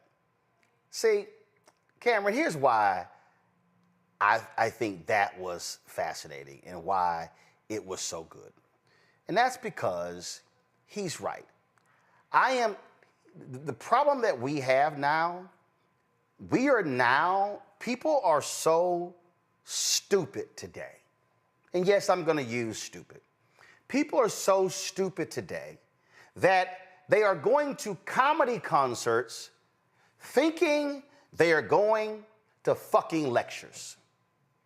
They are showing up at comedy clubs, listening to comedians riff on what's happening in current times and sitting here going, I really don't think that should be your perspective. You should be weighing in on that because you're actually wrong. It's a comedy show. They are making fun of, light of. The problem that we have in this society is that we are looking to comedians, entertainers, musicians, and singers as fucking policy experts as opposed to listening to somebody sing, watching a movie, listening to a comedian. Now, when somebody decides to go into a whole different phase, I get it. When Bill Burr or Dave Chappelle or someone else, when they are in on a television show, on a podcast, whatever, they are being funny. They are being comedians. They're making light of. But this is just insane how we now are looking to comedians as if they are U.S. senators. Yeah, it's a shame. I'm a huge Bill Burr fan, and I was enjoying his most recent stand-up special. And I listen to his podcast pretty regularly, and he talks about it. I'm actually happy that somebody pushed back on these red carpet moments when a lot of celebrities have to go through that little laundry list of outlets. And he came back with something that was both funny, true, and poignant. I think it's just it more so points to kind of the lack of leadership people see, and also that lack of that education is that we're only only looking at entertainment almost for everything. We need to go to entertainment to learn stuff. We need to go to entertainment to be entertained. We're going there to how we should think, what we should be saying. I think the freedom that comedians need to be able to make something funny. That means sometimes you have to defend a comedian where you don't like the joke, but the freedom that they should be able to hone their craft, to be able to find their audience and make somebody laugh, shouldn't be infringed upon. And I'm so glad that he, it's easy to say that when you're an up and coming comedian. Bill Burr is arguably the biggest current active stand-up comedian out there, maybe next to a Kevin Hart or Dave Chappelle. And for him to use his platform to push back on what people are trying to do and then shine a light on the polarization of media and politics, I thought was quite entertaining. So even though we don't look to comedians for that, he actually in that moment both made something funny and made another poignant point and insight into society. I just think people are idiots today. I mean, we're going to comedy shows and you shouldn't make fun of that group or that. The hell are you talking about? That's what comics do. They make fun of everybody. It's like, really? Is that what we're, to me, that's the problem. But what's driving me crazy, and see, this is why, for me, when it comes to Bill Maher, I'll say Bill Maher's full of shit. Because see, what Bill Maher wants to do is, Bill Maher wants the best of both worlds. Bill Maher wants to have serious conversations, policy-driven conversations with policy people, but then wants to say, oh no, I'm just making jokes. Why y'all making a big deal? Don't cancel me. No, when you choose to cross the line and go from comedy to policy, that's a different deal, okay? But when you're talking about a comedian, you make the jokes. I don't care, okay? Listen, I don't like the N-word. Comedian uses it. I know what they're doing, but guess what? You're not gonna call me the N-word off stage. Ain't gonna happen. I understand that. I just think that what has happened is we are now, and this is why I hate, and he's right, these dumbass media people. That's why he says, what are you gonna ask me next? About the Middle East? What are my views on it? That's the problem. We are looking to comedians for their take on economic policies between Russia, Ukraine, China, South Korea, North Korea, and the African continent. That ain't what they do. Yeah, absolutely. I would agree. I would think that a lot of folks are becoming oversensitive. I mean, especially in things, and I think we see that throughout time. I think Burr is really known for being honest and being anti-establishment at that. And so to see his reaction, I think it's a normal. And I think even as Cameron pointed out, the polarization of what we see, like polarization being equal to engagement, and outlets are using the outrage from stars and celebrities to kind of create these moments that really kind of sensationalize what's happening in real time. Like these are serious issues. And so we have to learn the separation, but I also think it's a double-edged sword. And I think we understand the importance of a person having a platform and speaking out on issues when needed, but also there's a double-edged sword of having understanding of, like, he's in comedy and this is his job. Yeah, it just drives me crazy, Michael, when news people, I don't know how many times you look at these shows and they're booking comedians, and so what are your thoughts on the tariffs? Now, if you're booking them to be funny, just to make light of stuff, I get it. That's why I used to trip when I was watching. I'm like, Fox would have Dennis Miller on. I don't give a shit what Dennis Miller thinks about public policy. Who's that dumbass on Fox News, Titus, who was some wrestler, who's now a show host? I really don't care what he You're sitting on Fox News holding a fucking wrestling belt, and you want me to listen to you about public policy? Nah, ain't gonna happen. Well, yeah, I feel the same way when I see Charlamagne the God on the show talking about politics, or I saw Amanda Seals on MSNBC talking about politics. But they're radio people. Tom Jordan was a radio person. They're going to do that. But I'm just saying, comedians, they make fun of stuff. They actually tell jokes, and we're treating them like they are, you know, think tank CEOs.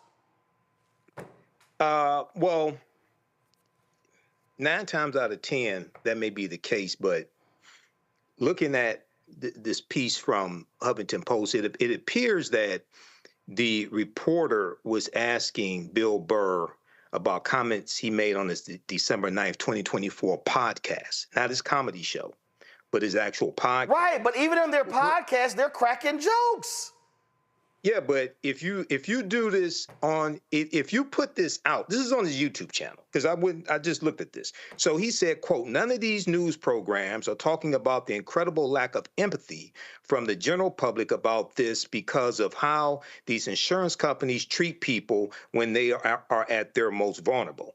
I love that effing CEOs are effing afraid right now. You should be, by and large, you're all a bunch of selfish, greedy, effing pieces of shit and a lot, etc. So when you put something like this out on a podcast, out in public, on your YouTube channel, then if you have a reporter and you're on the red carpet, to me, it's a fair question to ask you about what you said on your podcast, not in your comedy show. I'm not asking. On your podcast. I don't give a shit what a comedian has to say. I don't really give a shit what a comedian has to say. That's fine, but no, I'm telling you, that's what I'm saying. But I don't give a shit on their own show, right? So I don't give it. But is this podcast? Is it podcast about a funny podcast? My point is, when comedians do podcasts, they're comedians. They're not public policy people. What has happened is we have degenerated into a society where we are treating a comedian the same way we do an analyst or a think tank person or elected official, and I think he's right. I believe that's the mistake. If I'm on that red carpet and comedians are coming by, if I ask them a political related question, I'm looking for them to crack a joke about it. I'm not looking for an in-depth breakdown analysis on Trump's tariffs. I'm not. Yeah, well, but this isn't Trump's tariffs. This is somebody who. I know that. I understand that. And what I'm so if you talk about this on your podcast, this is out in public. This is on his YouTube channel, okay? So if somebody asks you about what you said in your podcast, and then you try to deflect as opposed to answer. Now, if he was just playing, then he would say, hey, well, that's my funny podcast. I was just playing, etc. But I don't see anything wrong. You've been in the media longer than me because you're older than me, but I've been in the media 15 years. I've done hundreds of interviews. Yeah, so if somebody put something out on I interview comedians, entertainers, directors, but if somebody has something on their podcast about a murder, okay, and then I ask them about what they said, you know, don't flip out on me because this is what you said. Now, if you want to say I'm still going to say flip out. Because, see, here's the deal. I'll give you a perfect example. Khalid Muhammad comes to Fort Worth, Texas, to give a speech. This is after he is suspended by Nation of Islam Minister Louis Farrakhan. And so here he's giving this speech. And so I cover the speech. All right, so we publish the story. I get called in the next day from the editor, and she's like, I don't understand. We have a problem. I'm like, what's our problem? She says, she literally is like, well, here's your story, and here's the Dallas Morning News story. Well, the Dallas Morning News story, the reporter talked about where Khalid Muhammad said, I came here to pin the tail on the honky, not the donkey. He wrote about how they got searched. He wrote about these different things. Not one item in his story did he write about what Khalid Muhammad actually said, what the focus of his speech was. My story didn't have any of that because you know what? I've covered Nation of Islam speeches before. Of course you're going to get searched like the Secret Service or even more so. That shit didn't mean anything to me. And I said to her, shit, y'all need to call his ass because he didn't write what the hell happened. So I said, now, difference is he was a white Jewish reporter. I'm black. And I literally said, call his ass and tell him he did a shitty job. So the point here is this here. When you're talking about how do you operate as a journalist, your job as a journalist is to decide what I want to ask somebody about something. And Bill Burr was absolutely right. They were looking for a clickbait moment. It was News Nation and Newsmax. Those were the reporters. And so I've been on red carpets. And the point I'm making is I think what has happened in our society in news media, we have elevated comedians, entertainers. It's no different during COVID. I'm watching CNN, and they literally are asking Magic Johnson and Dougie Fresh about COVID in the black community. I'm like, what the fuck are y'all doing? Where on this show, we had experts from Meharry. We had actually black experts. What happens in national media, what they have done is they don't want to have real substantive conversation with real substantive people. They rather just bring in the entertainment piece. And so what Bill Burr is saying is, don't ask me that shit. I am a comedian. Go talk to somebody else who deals with this stuff. I totally get it, and I think he's right. We spend way too much time elevating what a comedian said, a singer said, entertainer said, versus real people who know what the hell they're talking about.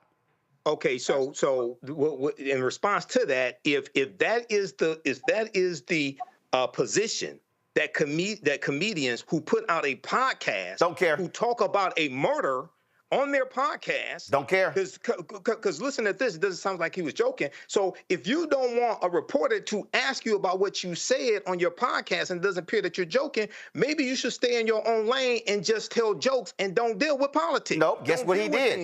He answered the question the way he wanted to answer the question. He's like, whatever. And then what did he say? Nope, we ain't doing. What did he say? We're not doing that. You want clickbait. Then he said, what are y'all gonna clickbait? Then he said, what are y'all gonna ask me next about the Middle East? And again, what has happened is comedic audiences, some people, as well as the general public, we have now said to comedians, we're going to take the things that you say on stage seriously. Jamie Foxx wasn't on stage. No. Follow me here. That is a stage. That's a platform. And what I'm saying is, we have become a society in news media that treats comedians like they are someone else. And what I'm saying is, he's right to say, no, I'm not answering your question. It is clickbait. I just think that, Karen, the thing is, what has happened is, the mistake that we keep making is, and then what will happen is, we'll devote a significant amount of time on on the mainstream people, I won't, to this stuff, as opposed to somebody that's real never gets any attention. I'm spending another 60 seconds on this, and I got my guests waiting. Go, Cameron. Real quick, I will say this. As a counterpoint to that, sometimes when we do have comedians and entertainers speaking on these issues, often that is times where the entry point into an issue for some folks, people who may not be focused on the news, may not be watching the CNNs or the Roland Martins or the Black Star networks, but when they see it on stage, they hear it on their favorite comedian or entertainer's podcast or platform. Sometimes that's their way into an issue. So those folks need to learn how to use Google. But you can't expect, that's not what everybody's focused on. No, I understand. Bro. But if there are people out there, if your source of news and information is a comedian, then you deserve to be dumb. No, I'm sorry. At some point, if an entertainer says something and you're like, hey, so-and-so said that, and I'm like, you ain't checked that shit? You just running with it? Well, again, we have become so celebrity driven that we push out real people. Let me do this here. Let me do this here. Y'all have been seeing this stuff going around, and this is funny here because my next guest was just livid. When I sent her a text, she was just like losing. I was like, oh, I gotta have you on the show. Y'all seeing all of these videos about 50-50 finance, who pays for what, stuff along those lines. This was a video, I personally think this was a skit. Okay, so this video right here, woman upset after her husband surprised her with a starter home he can afford instead of the dream home they talked about. Well, there have been other videos posted where, real videos where a mother or father bought their child a car and the kid rejected the car because it wasn't the car that they liked. Then you have all these other videos where you have women talking about, well, I'm not gonna sit if a man is not paying, if a man is not paying my bills, then we can't get together. Well, if he wants me to go 50-50, well, I'm confused because if you're paying 100% right now, is it 50-50 cutting your shit in half? Well, my next guest was just so angry and upset because she says what this is doing is, this is really screwing with people out here who don't understand finances, who don't understand the reality of relationships. And she was just so hot and bothered by this. I mean, I was cracking up laughing at her responses to me sending her these text messages that Shawnee Curry was like, I gotta come on the show. I gotta come on the show and talk about it. She's a personal finance expert, journalist out of Miami. Glad to have you here. Why are you so ticked off with so many of these videos on social media that has all these people talking about 50-50? I think Gabrielle Union talked about she finally got over paying 50-50 and, you know, letting Dwayne Wade pay for a lot of stuff. Take it away. So largely, I think what individuals who, and it kind of plays into what you were talking about before, how you were just talking about essentially formulating your full opinion about something given to you by an entertainer, right? I think that is playing a large role in where people get information from. I'm particularly annoyed by that type of rage bait content, the 50-50 type of conversations, because I look at things like the CPI, which is the Consumer Price Index, right? You can look at things like stagflation, where you're just looking basically at the cost of living is not keeping pace with earnings, right? There is a huge deficit there. You hear individuals, even how you mentioned the child who gets a car. When you see the average car payment for a brand new car, it's $742. For an old used car, it's going to be $542. Do you think that at this particular time, while we are in this particular economic climate, that we should be spending an iota of time discussing who's going to pay what? Do you think from a social economic position that we should be berating each other about the size of a starter home? Like, is that really the conversation that we should be having at any time, but largely right now, while everyone else is consumed about, you know, drops in market, while we're talking about tariffs, yet the conversation seems to be to keep us largely very single and very, very broke. So I do get very annoyed by the content. Well, it's a perfect example, okay? When you see, I mean, listen, we now have a proliferation of relationship shows, relationship experts, personal finance experts. I saw a video today from somebody who was a business coach, and I was kind of like, what business did you actually run? And it was a joke. I was kind of like, so you're the #1 business coach. Okay, gotcha. So here's what's interesting. So when you have these people having these conversations and people are watching this stuff and they are going into relationships with these thoughts in terms of how things should be, in terms of what you should pay for, who's paying for what, and stuff along those lines. And then it's, oh, well, if a man is dating me, then he has to pay all of my bills. Baby, that's marriage. I'm trying to think, like, how you been paying your bill before I got here? And things along those lines. And then, well, no, I remember this one video, there was a woman, she literally left her husband because he lost his job and he couldn't continue to pay the bills. I like, damn, you just walked out. And what's happening is people are forming their views about personal finance based upon this, when a lot of this stuff is literally illogical when you talk about how do two people, how do a couple build wealth and handle finances. This ain't no I, my, it's supposed to be we, us, our. So I'm going to stick and stand by the statistics, right? That's the part that makes the conversation just more irrational. I think the first video that you sent to me is one that you saw me commenting on, where the lady said she went on a date with a guy. I think the guy had to be an engineer, and she asked him at the date, the first date, she wanted to know, well, what are going to be your contributions to into my life. And I really steer clear of rage bait as much as I possibly can. But I actually think that she was giving a real account of her actual dating experience per se. And I just thought, number one, okay, if you don't know this person, you've never met him, and I have sons, right? I have a 12 and a 14-year-old that is slowly matriculating into the dating world. And imagine going out with a woman that you're just meeting, and one of her dating questions is whether or not you're going to be making financial contributions to her. I just thought this was ridiculous. The other part that makes it ridiculous in terms of just getting to know people, sometimes people ask me, well, Shawnee, do you think I should be asking someone on the first date their credit score? Okay, so in the event that the person has an 800 credit score, let's say they have an 850, on what basis can you begin to use that information to decide that this person is going to be a fit for you, largely, right? So you know that they have a good credit score, so maybe they pay things on time. But unfortunately, that might be a predictor to how they might interact with you, but it's not the strongest one, right? You need some actual interactions.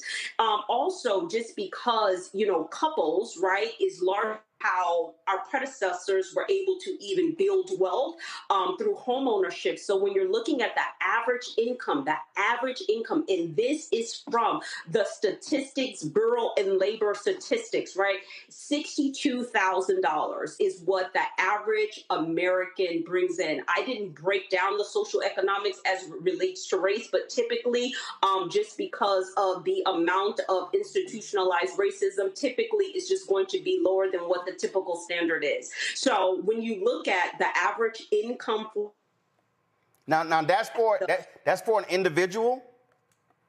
That's $62,000. That was for an individual. Yeah. All right. You can look at the labor statistics of labor, and you'll see that is the average income for an American. So when you are largely not thinking, how can I combine myself, so that I can, become a six-figure household, it's just a little ridiculous, especially to parade each.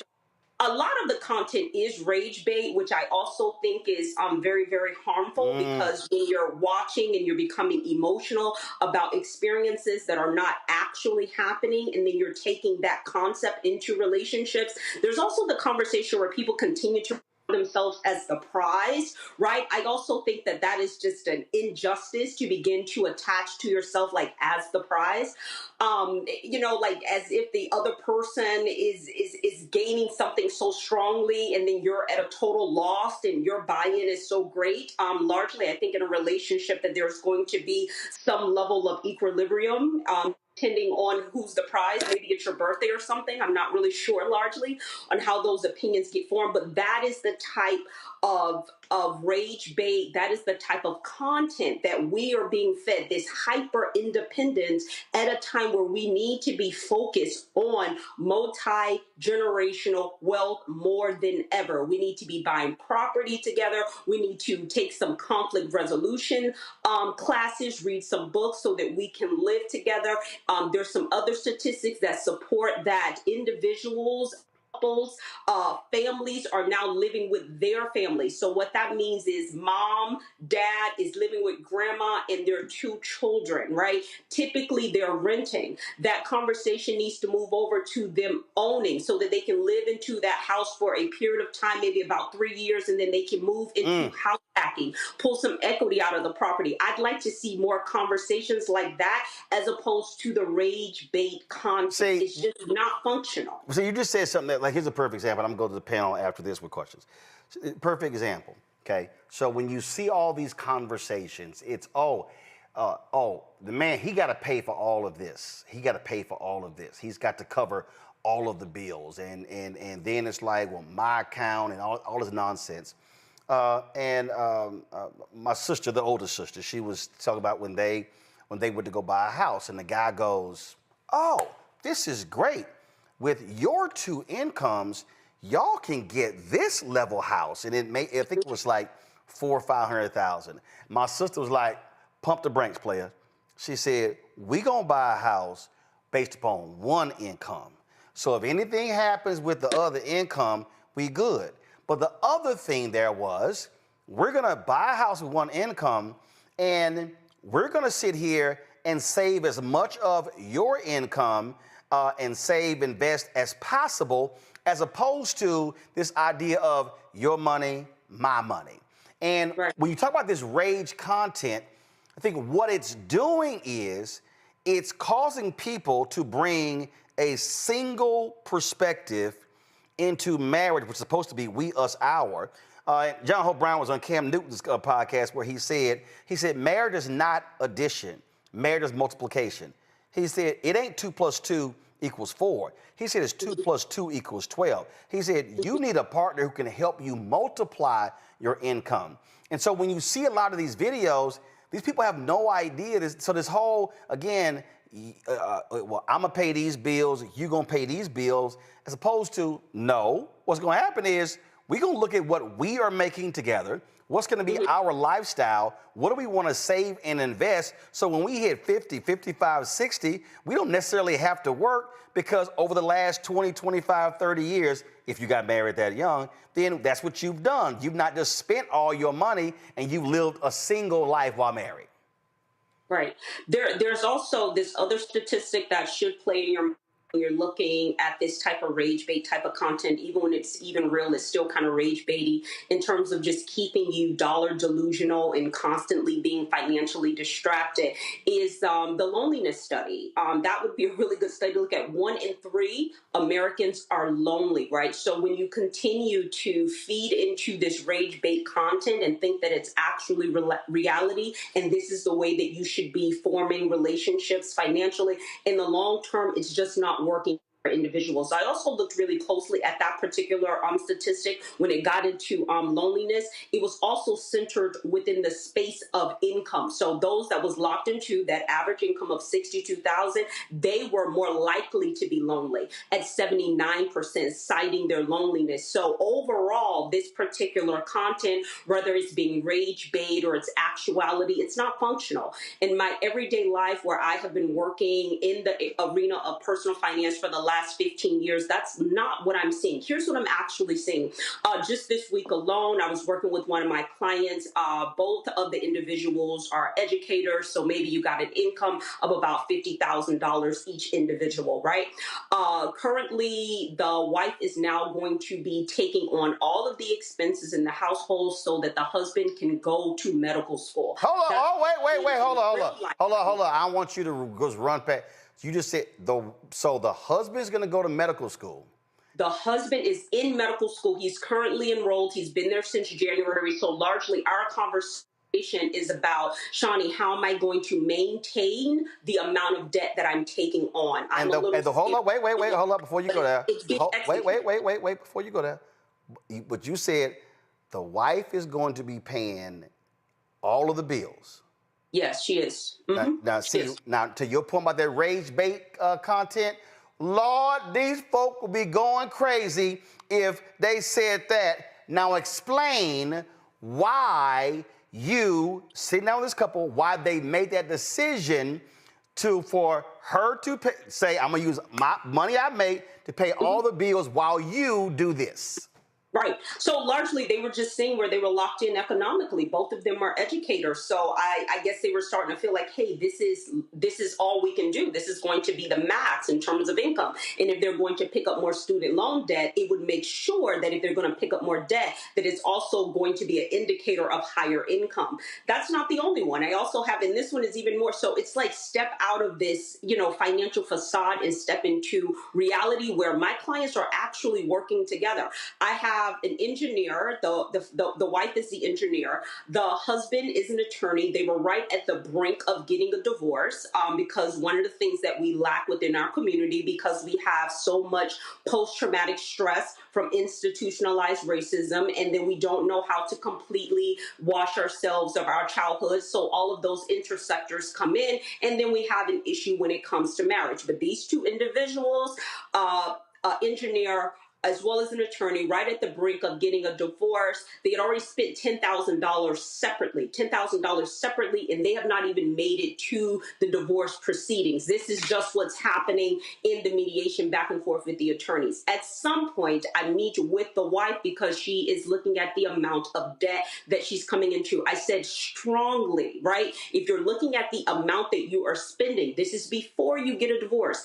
I would definitely like for you to get some hardcore therapy before you completely rid yourself of this marriage. They have completely, started getting back together. They've gotten themselves into therapy. We're talking about 2 6 figures that's getting ready to split. So I'm just saying, when you step out of like the rage bait space and then you step into reality where the more educated are preserving their resources because it just makes sense financially as well as in terms of like your mental health, then we're actually working together. Last one, this would be the last couple. These are the couples that I work with, where both of the individuals, and I find those that make less money tend to work better together financially. They don't have to make as many financial decisions, and because they make less, let's take 2 individuals. One may be a postal worker, one may be working, and they may drive trucks. They may drive, not truck drivers, because they are 6 figures, maybe a bus driver. And these 2 individuals are working together economically. The conversations when I'm working with these couples are less strained. They're not as argumentative. They're not fighting about money. They're more willing to work together to see how they can preserve what it is that they're able to save. So in just a reality space where people are actually using marriage and relationships to generate, maintain, create, and sustain wealth, it's not the rage bait content that we're seeing online. It's just not real. All right. Well, since he always is trying to throw out how young his ass is, let me go ahead and start with the youngest damn panelist, Tyler. Go ahead. I love this conversation. No, I first want to say I think it is centered in the relationship is centered in togetherness, and whatever makes you happy, you do what you got to do. But I have to say, for God loveth a cheerful giver. So if they want to give, if it's on their heart, allow them to give. But I just want to make that comment there. So yeah, I think it's about what works for you, and it's love is about sacrifice. And if that sacrifice has to be on that financial end, and that's the decision that you all make, whatever makes you happy, whatever floats your boat. But like I said, God loves a cheerful giver. I don't understand. What do you mean? Tyler, is there a question? Is there a question? See, I set it up perfectly for your young ass to ask a question of a personal finance expert, and then you want to come on here and sound like a 75-year-old damn deacon. Like God loves a cheerful giver. Okay, I understand that, but we talking about relationships and money and 50-50, and so, bro, come on. My question would be, okay, so what if, like you said, you don't want to be in a situation where someone is requesting or asking for something from you? What if you're stuck in a situation where someone's like, they have their parameters of where they want to date, and if the person's not meeting that, but the love is there? Okay, so do you mean, okay, so maybe let me help. Let me help me out. Sean, let me help the youngin' out. Let me provide some damn seasoning here. So Tyler Perry did a video. Tyler Perry had an interview, and he said to the sister, he said, ladies, if you have a man who loves you, cares for you, respects you, treats you well, rubs your back, rubs your feet, he said, but all he can afford is to pay the light bill, he said, let him pay the light bill and you pay the rest of the stuff. Man, these sisters went off on him. Why I got this married down, why I got the date down, why I can't have somebody on my level. And Tyler's response was, did y'all miss all the other stuff that I said? And so that sounds like what Tyler was talking about. So what happens when you may want to date somebody or marry somebody, and the reality is they're not on your economic level. They can't pay for a vacation to Thailand and Tulum themselves, but y'all together can do things together. How do you get people to see beyond the money and say, wait a minute, I'm trying to get with you for a multitude of reasons beyond your bank account? I think that's what he was trying to ask. I actually understood him. At some point, he'll have to clarify that statement about God loves a cheerful giver. No, he don't. No, he don't, because he was trying not to ask a question. He was trying not to ask a question. I'd like to understand that. But separate from that, I do remember what it is that you're talking about, where Tyler Perry was saying that, and I do remember the internet largely being split, just being split in the space where the woman feeling like, why would I have to lower my standards in order to be in a relationship? And I think that you have to look at your overall standards for being inside of a relationship. And if your only space of being in a relationship is economic, then I want you to begin to really and truly look at those loneliness statistics. I really do. Just the impacts that it's having on mental health, the impacts that it's having on physical health. It doesn't serve us well to continue to push this hyper independence agenda. It doesn't work economically, and it doesn't work for us physically. Now, when it comes to some of these individual standards in terms of how you interact with people, that's actually really important in terms of, from how much you earn, do I like to communicate with you? Do we have similar interests, right? So oftentimes people think that, or will suspect that someone at a specific income level may be limited in terms of what they may enjoy. So they will, think that this would speak to incompatibility. Maybe it will, maybe it won't, but it really depends on the two individuals. I've seen that work out in so many different ways, where sometimes the woman is the six-figure earner, and this was actually not a brown couple like you and I. Was actually a white family. The wife did earn six figures. The husband was a freelancer. So he was the one that predominantly cooked and cared for the child. The wife persisted to refer to herself as the breadwinner. She continued to do that when we were working in the session. And I had to bring her to the space of just recognizing that you did not need to overly state, especially to a man that's not making as much money as you, to overly state that you are the breadwinner per se. I did have her to list what he was economically contributing to the marriage, to the relationship, that was not financial. They are still together, by the way, but sometimes I think when people get frustrated in that conversation, it is about compatibility. Sometimes people think income is a way to reflect compatibility, but for some people, income is the only standard, and largely they don't end up very happy either, because I have clients that, are only married for money. Right? They're not happy either. There are some people, the money is also power. And the reality is, historically, men have used being the breadwinner to establish dominance in a relationship. And that's one of the things that you're seeing. Michael, question? Very quickly here, Shani, what advice do you have for single people who are looking for a long-term relationship? What advice do you have for them regarding having realistic expectations in the partner? Because a lot of our expectations are shaped by media, music, songs, movies, things like that. And as we've been discussing, a lot of that is just totally unrealistic. You mean realistic expectations? She's a personal finance expert, so you mean within about money? Narrow that down. Within money. Got it. Realistic, things like that. So now hold on, Michael. Let me also. So when you say realistic expectations, Michael, do you mean like when she described the teachers, meaning let's look at your career, let's look at trajectory, and so you may not have a career path that's going to take you from 50,000 if you're 34. By the time you're 55, you're going to be at 150,000. Is that what you mean when you say? It can be career, it could be earning, it could be earning potential. Got it. Things of this nature. Shani, go ahead. Yeah. I I would say that one, just discard most of the content that you see online. Even if you think that you find it funny, it would be a good idea to start protecting yourself from some of that content, because if you continue to see something, then you'll actually think that it's in reality. Yep.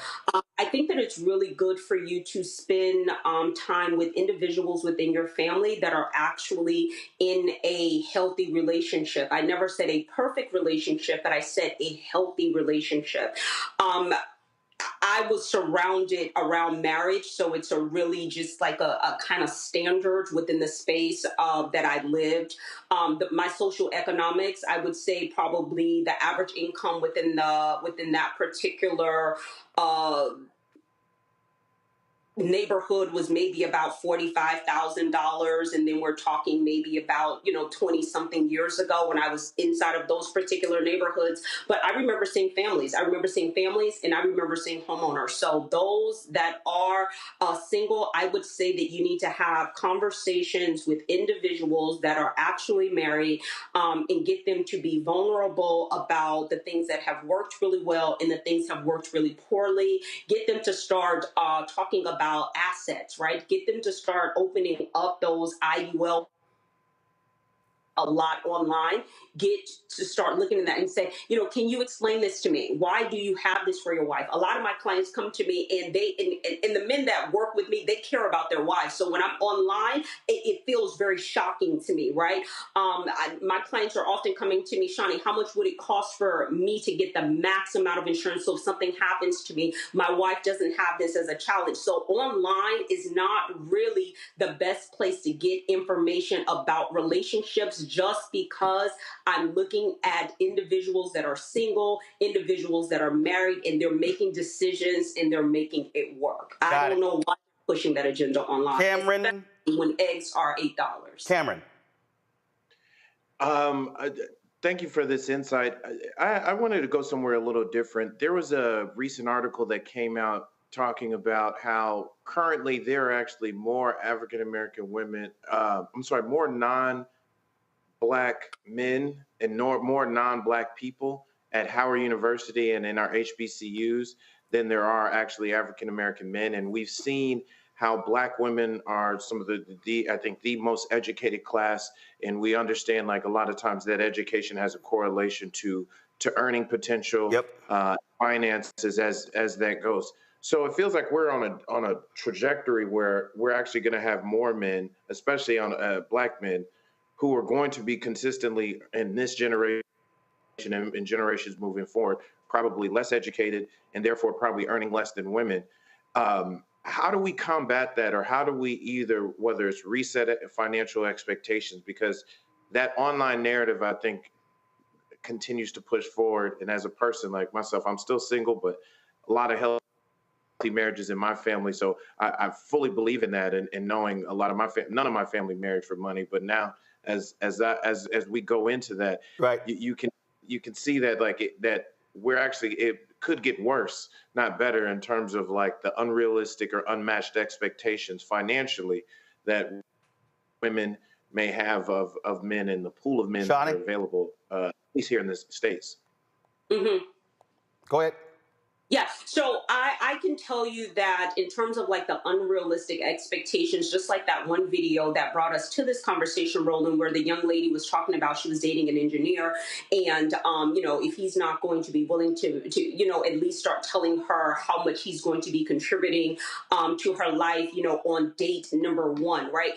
First of all, you can tell like the ridiculousness of it, because largely, right, think about yourselves as men that largely probably earn money. Think about it. Would you want your wife or your mate or someone that you were taking seriously online essentially bragging about whatever it is that you are financially providing for her, whether you providing for her is very easy or whether you providing for her is a strong challenge? When you think about really even the women who are positioning themselves for this idea of like hypergamy, even if someone was interested in particularly partnering with you, they're turned off largely largely, right? They're now turned off because, you're ridiculous in a way, right? So in terms of bridging that particular gap, I do spend time with individuals between that age gap of maybe about 20, 22, and 25. And they're some of the brightest, wealthiest, children that I've ever met. And it's probably not fair for me to call them children, but they are entrepreneurs. They are in the tech space, and they are talking about marriage, and they're talking about relationships. So I don't think that it is as far apart. I know what you're saying in terms of, Black women being more educated, and is that trajectory going to continue to go into that particular space?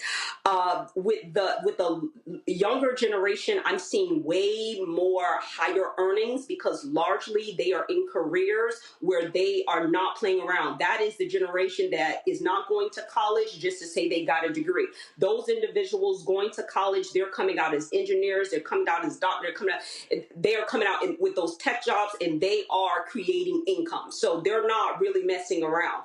The interesting part that I'm not able to really speak on is because of the insurgence of this hyper independence, what that's going to play out in terms of like building strong families. So I know that income is being created by those individuals, but I don't know how within the next 10 to 15 years, with the amount of hyper independence that's being pushed onto us, even though they're making more income, even though baby boomers are going to transfer more wealth than ever before into the next generation, I don't know if we're going to hold on to a lot of that capital and actually grow, or if we're going to squander a lot of it in court towards divorce, towards mental health challenges with the hyper independence and the loneliness studies. So I'm concerned. I'm not really concerned about that generation creating money, though. So, they don't really scare me. So folk have to understand what she's talking about. It is estimated $10 trillion in assets are going to be transferred.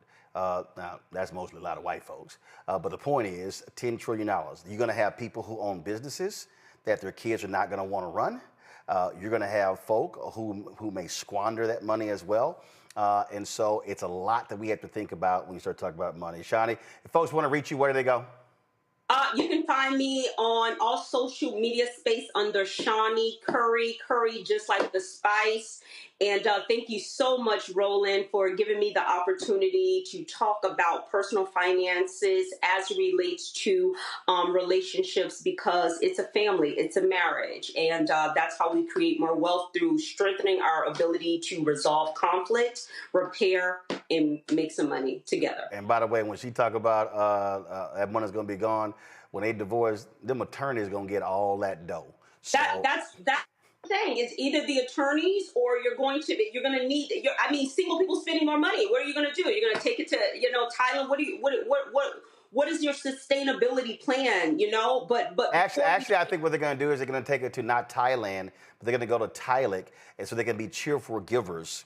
And then you can go to Thailand, or you can go to some of those places. Yeah, you can go to Thailand. Okay, Anthony, I need you to switch. You need to switch to Thailand. Come on, Anthony. Okay, you got to keep up. I'm don't feed into it, Anthony. No, you totally missed the whole. Don't feed into it. Yes. Don't feed yes. Into so all y'all out there, overall, y'all can give the money to Tylik, and then y'all can then decide how y'all gonna be a cheerful giver in giving the money away. Shani, we appreciate it. Thanks a lot. Thank you so much. All right, thank you so very much, folks. Real quick, I just came in. Quick breaking news here. We've been covering the North Carolina race. The North Carolina Appeals Court, hardcore Republicans. These idiots actually ruled against Allison Riggs. She beat the Republican here, one of their fellow judges, Judge Jefferson Griffin. She beat him, and this 3-judge panel of the North Carolina Court of Appeals ruled that more than 65,000 votes cast in that race must be recounted and verified. Talk about total BS. Now, the election board already made clear that wasn't the case, but this is a huge victory for the Republican in this particular race. Allison Riggs, she, of course, is the Democrat who actually won. This is, give me 1 second, I'm going to read for you real quick. the statement that she actually released on social media. Give me 1 second. Okay. Let me go ahead and pull this up. This is the statement that she dropped. Today, Justice Allison Riggs released a statement. We will be promptly appealing this deeply misinformed decision that threatens to disenfranchise more than 65,000 lawful voters and sets a dangerous precedent, allowing disappointed politicians to thwart the will of the people. North Carolinians elected me to keep my seat, and I swore an oath to the Constitution and the rule of law, so I will continue to stand up for the rights of voters in this state and stand in the way of those who would take power from the people. So that, y'all, she beat them in November, and Republican, they still trying to fight it. Remember, Republicans hold a 5-2 majority in the court. They want this seat. It will be 6-1. They want to take out Anita Earls next year, the sister, so they can have a 7-0 majority on the state Supreme Court. That is why Wisconsin's race on Tuesday was so important. Michael, thanks a bunch. Cameron, thanks a bunch. And the cheerful giver, Tylik, the youngest person on the panel. Appreciate you being on the show as well. Y'all, thanks a bunch. Have a great weekend, folks.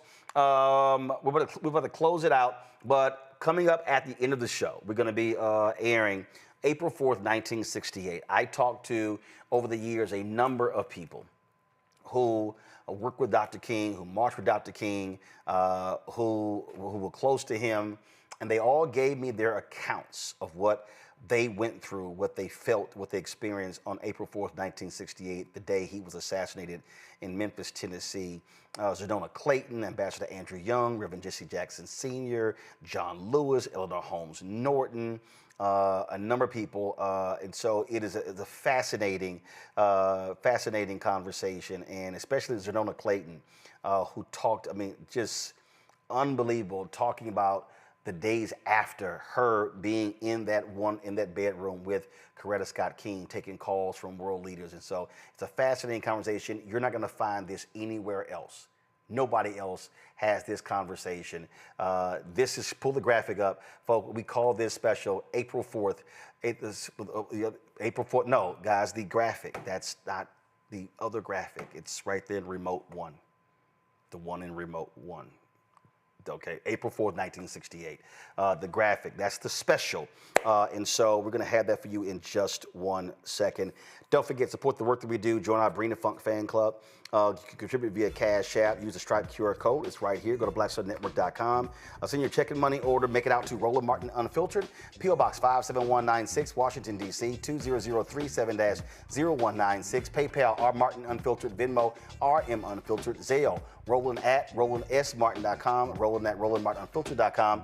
Download the Black Star Network app. Apple phone, Android phone, Apple TV, Android TV, Roku, Amazon Fire TV, Xbox One, Samsung Smart TV. Be sure to get a copy of my book, White Fear, How the Browning of America is Making White Folks Lose Their Minds. Available at bookstores nationwide. Get the audio version on Audible. Be sure to get your Roland Martin Unfiltered swag. You see it, get our shirts, FAFO 2025. Don't blame me, I voted for the black woman. Get it at rolandmartin.creator-spring.com or go to blackstarnetwork.com. The QR code is there as well. Be sure to download the app Fanbase.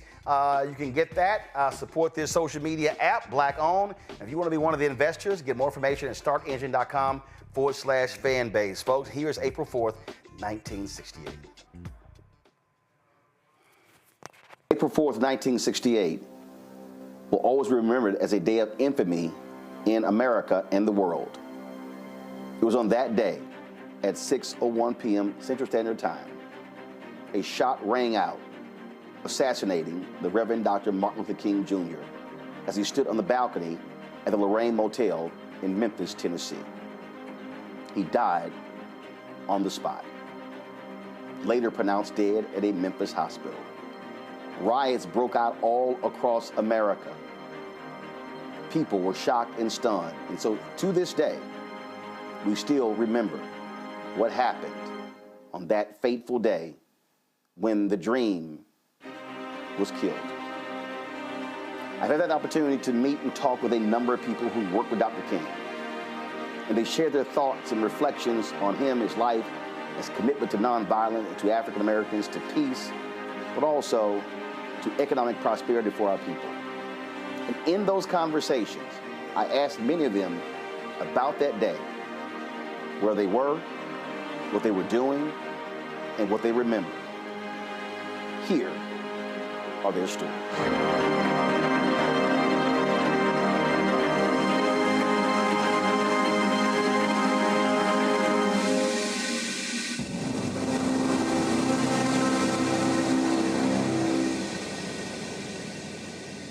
Earlier, you talked about that particular night, April 3rd, 68. From your recollection, describe for you, April 4th, 68. Well, I can't give you a recollection because I have none. I don't remember that day at all.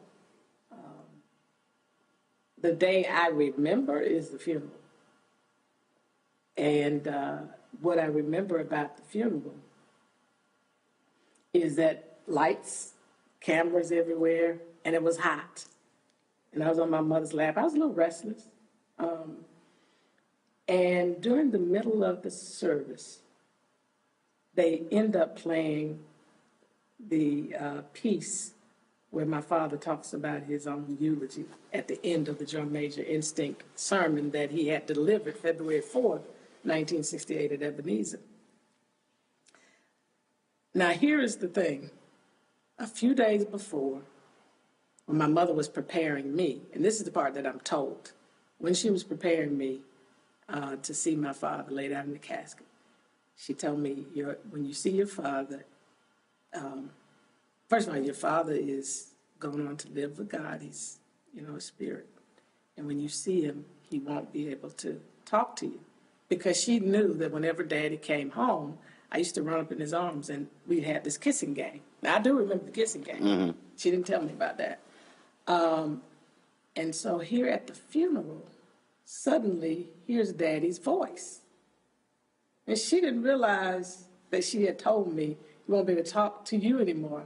But I'm hearing his voice, even though he's not talking directly to me. I'm hearing my dad. I'm literally, there's probably film where I'm looking around. And she said I was looking like he was coming up out of the casket.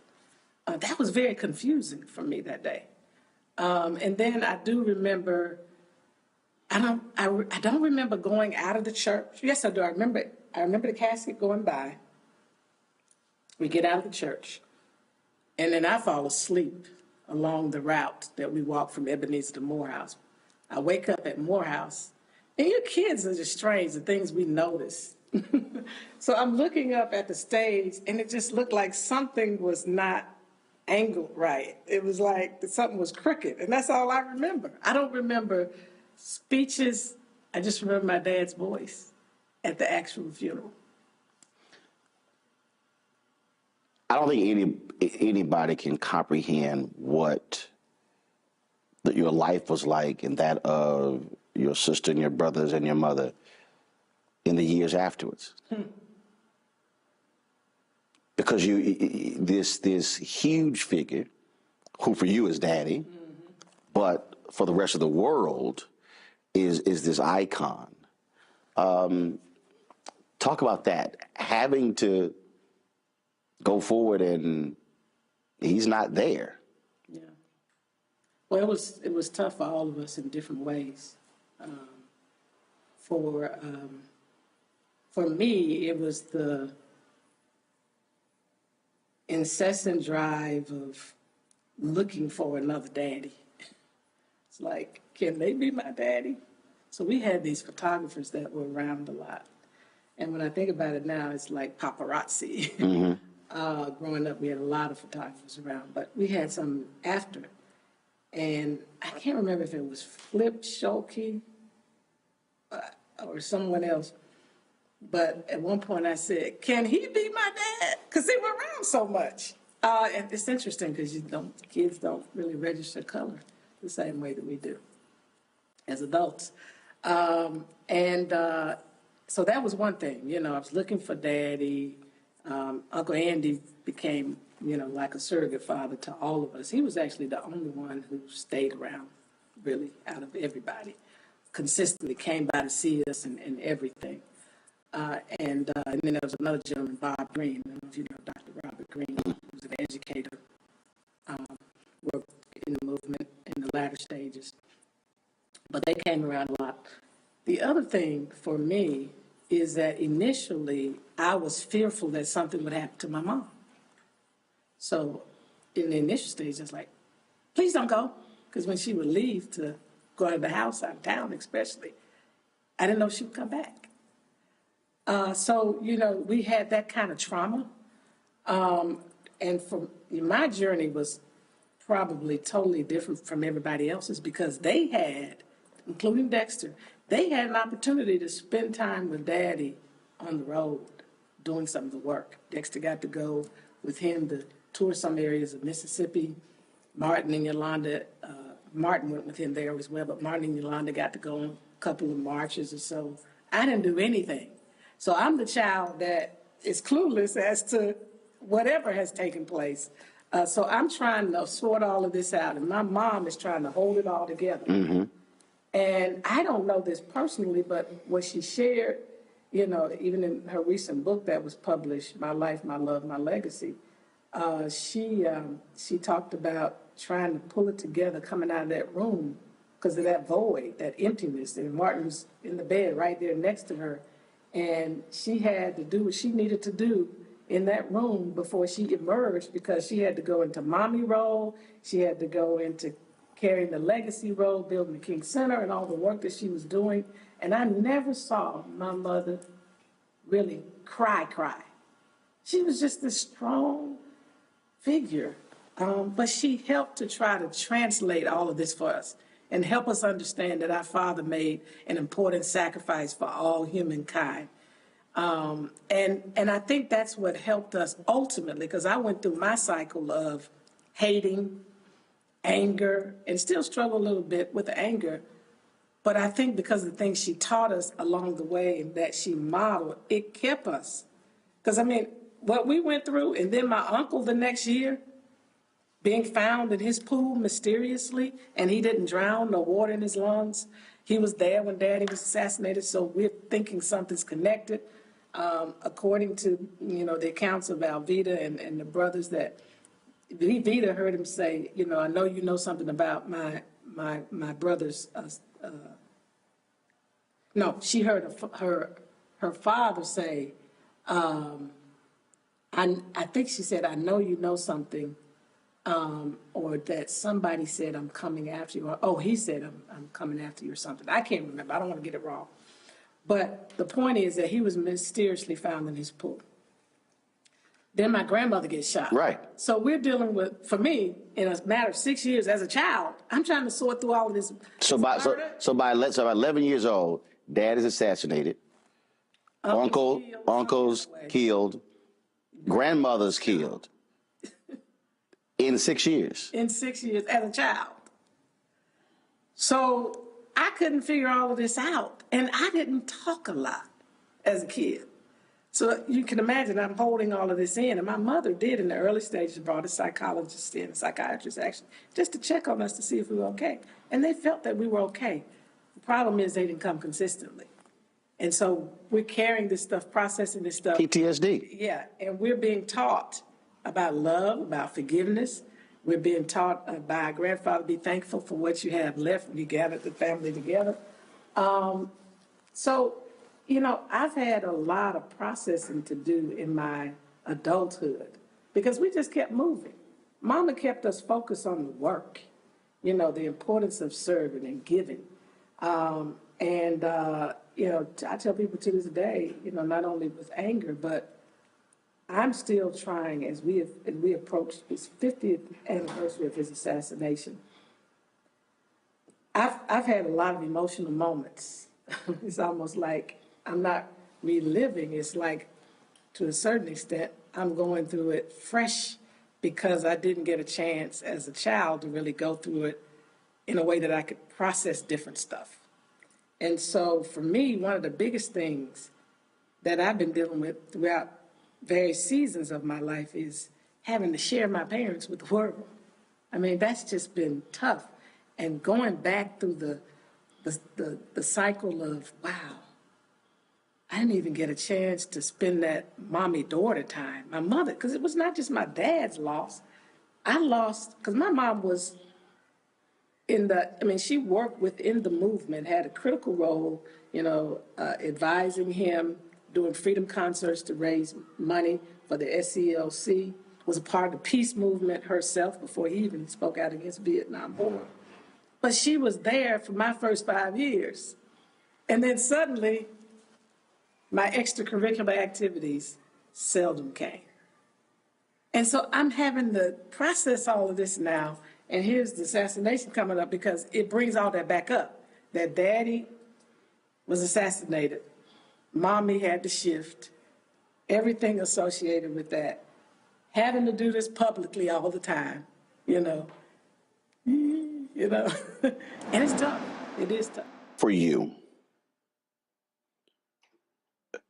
April 4th cannot be an easy date every year.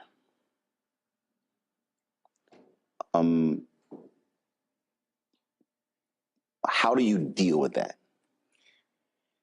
Well, let me just tell you what I have. I first have to acknowledge the loss to my mother of her husband and my siblings, our father. That's the very first thing. That was a loss that cannot be replaced. But then I look further and I have to glean and understand that the nation garnered a message and an understanding of a movement. And that is, for example, if Dad had not been killed, probably we wouldn't be dealing with the things we're dealing with. First of all, we'd be at a different place. But had he been killed in a different way, it was the trauma, the traumatic way that he was killed that I think makes his message, his movement, even more lasting. I think it would have been lasting regardless because Dad was just connected. I wish that I had that level of connection that he had, not just to God, but to the universe and to human service. You say something like, if a man hadn't found something worth dying for, he isn't fit to live. And you do it. Now I may be willing to die for my child, my wife, and my child, but I'm not ready to go. Most of us are not. But you have to be very poignant and strong. Figure out, you got to be willing to die for what you believe in. That's when people are very serious. Hosea used to say. Hosea Williams. Hosea Williams would say. I know, but for the folks who don't know, go ahead. I appreciate you sharing that. He was looking at a picture, Dad, and Hosea Williams was a complex man. He was a chemist, as you may know. But he was an agitator. He had alcohol problems. He had all kind of things, all kind of flaws like we all do as human beings. And he used to attack my mom. And so I was going over there to deal with him. Say, now look, you say you love Dr. King, and I'm sure you did, but you're always attacking my mom. Dr. King's vision wasn't about no bricks and mortar. It was about feeding folk. Well, all of that is included. So what you're saying is not quite right. But I never got around to saying this because he looked up at this picture of Dad above his and he said, I love your dad. I never met a man like him. He said he did two significant things. He conquered the love of wealth and the fear of death. I said, my God. Say that again. He conquered the love of wealth and the fear of death. Now understand, when you don't really care about money, you know things are going to be all right, and you're not afraid to die, you're unstoppable. And that's the kind of spirit that all of us need if we want to address these critical issues today. Not being afraid of what people are going to say or who's going to follow us, particularly if you know you're standing on justice. You're standing on the shoulders of great individuals, because we've had great people in our nation's history and world. It didn't start with Martin Luther King. Martin Luther King Jr. certainly was one of our greatest of our time. But, there have been great people going way back who did things with nothing. You go back to think about it, Harriet Tubman, who said she could have freed more folk if they knew they were slaves. We've had some, think about Frederick Douglass. The list goes on. Du Bois, Booker T. Washington, and the list goes on with so many. And the inventors. And that's, we don't really, as Black people, honestly, we really don't truly realize who we are.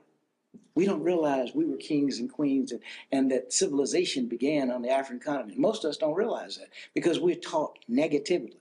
Now, I don't know what Black Panther is going to do, the movie, to change some of that, because this has never happened. We've never had an almost all Black African cast that is charted all past the numbers. I mean, that's phenomenal, quite frankly. Everybody's kind of focusing on Martin's assassination. And I've been trying to figure out a way to help them to realize that he didn't go nowhere.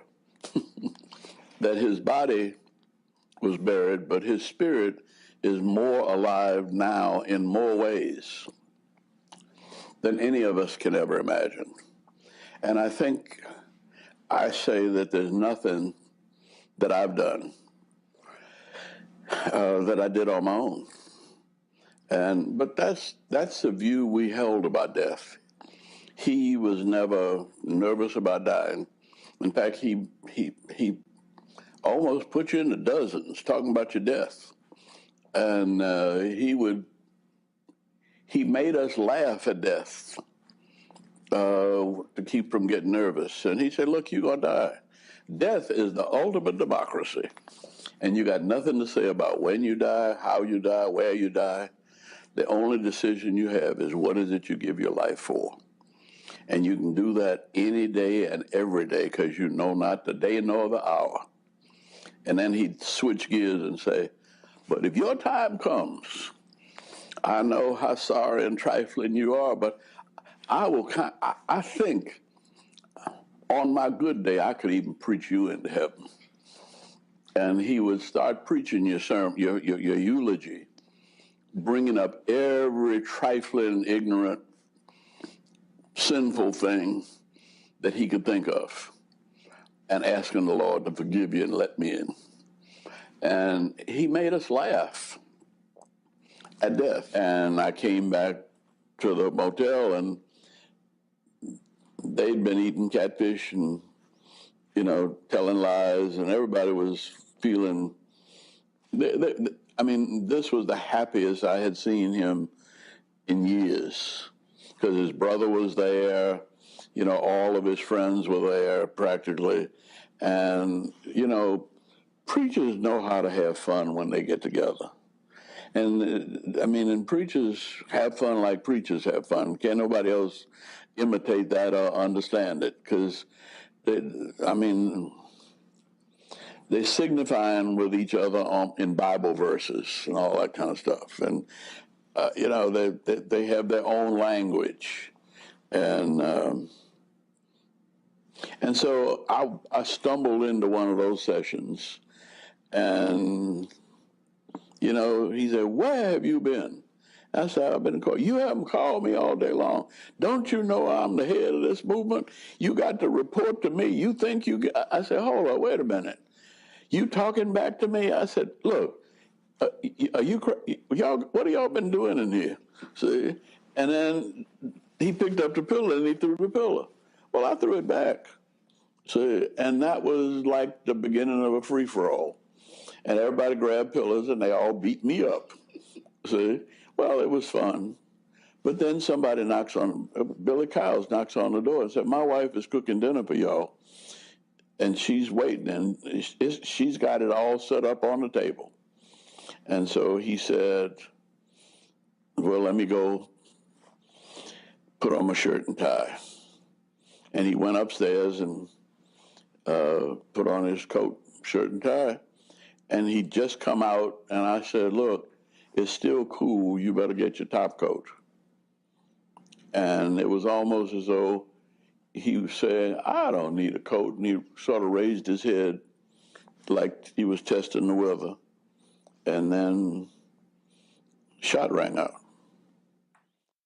And we all gathered together after we came back from the hospital. And we all decided that you can slay the dreamer, but we will keep the dream alive. Take me to the last conversation you had with him. When was it? The last time I had an opportunity to talk with Dr. King was in mid-March.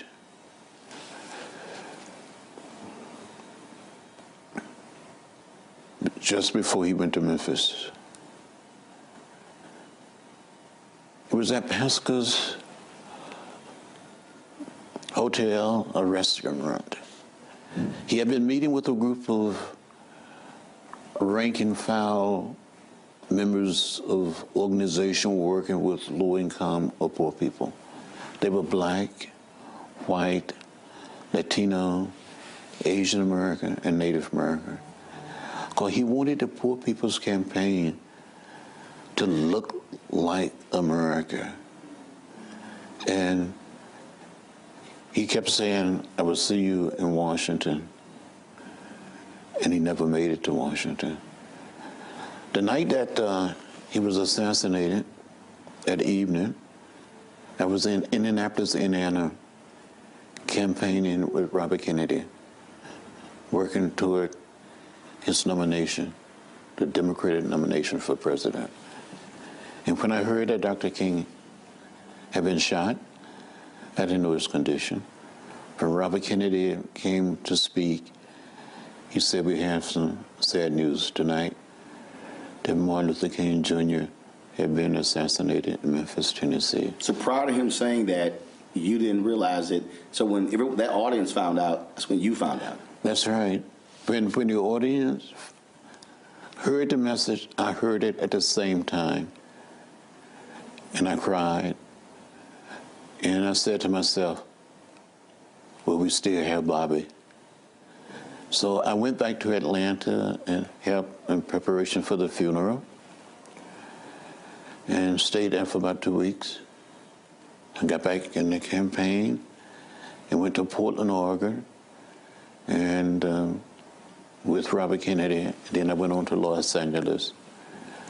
And I teamed up with Cesar Chavez, and we went to these wealthy neighborhoods and homes of primarily white citizens, urging them to vote for Bobby Kennedy rather than for Humphrey or Eugene McCarthy. Went to churches. We had an unbelievable motorcade through the city, and there was these black athletes like Rayford Johnson and the big guy, Rosa Greer, trying to hold Kennedy in the car. And you saw hundreds and thousands of people, especially in the African-American community, in the Latino community, rallying for Bobby. And he invited me to come to his suite that evening, and he joked with me. He said something like, John, you let me down today. More Mexican-American turn out to vote than Negroes. And he was just joking. But I truly felt that when Dr. King was assassinated, I said, well, we still have Bobby. In less than 2.5 months, he was gone. And I think something died in America with the death of Dr. King and Bobby Kennedy. When I talked to Jim Lawson,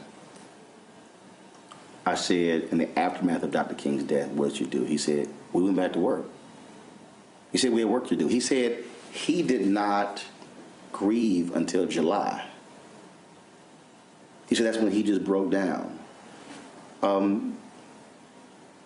Were you in the same place where there was still work to do?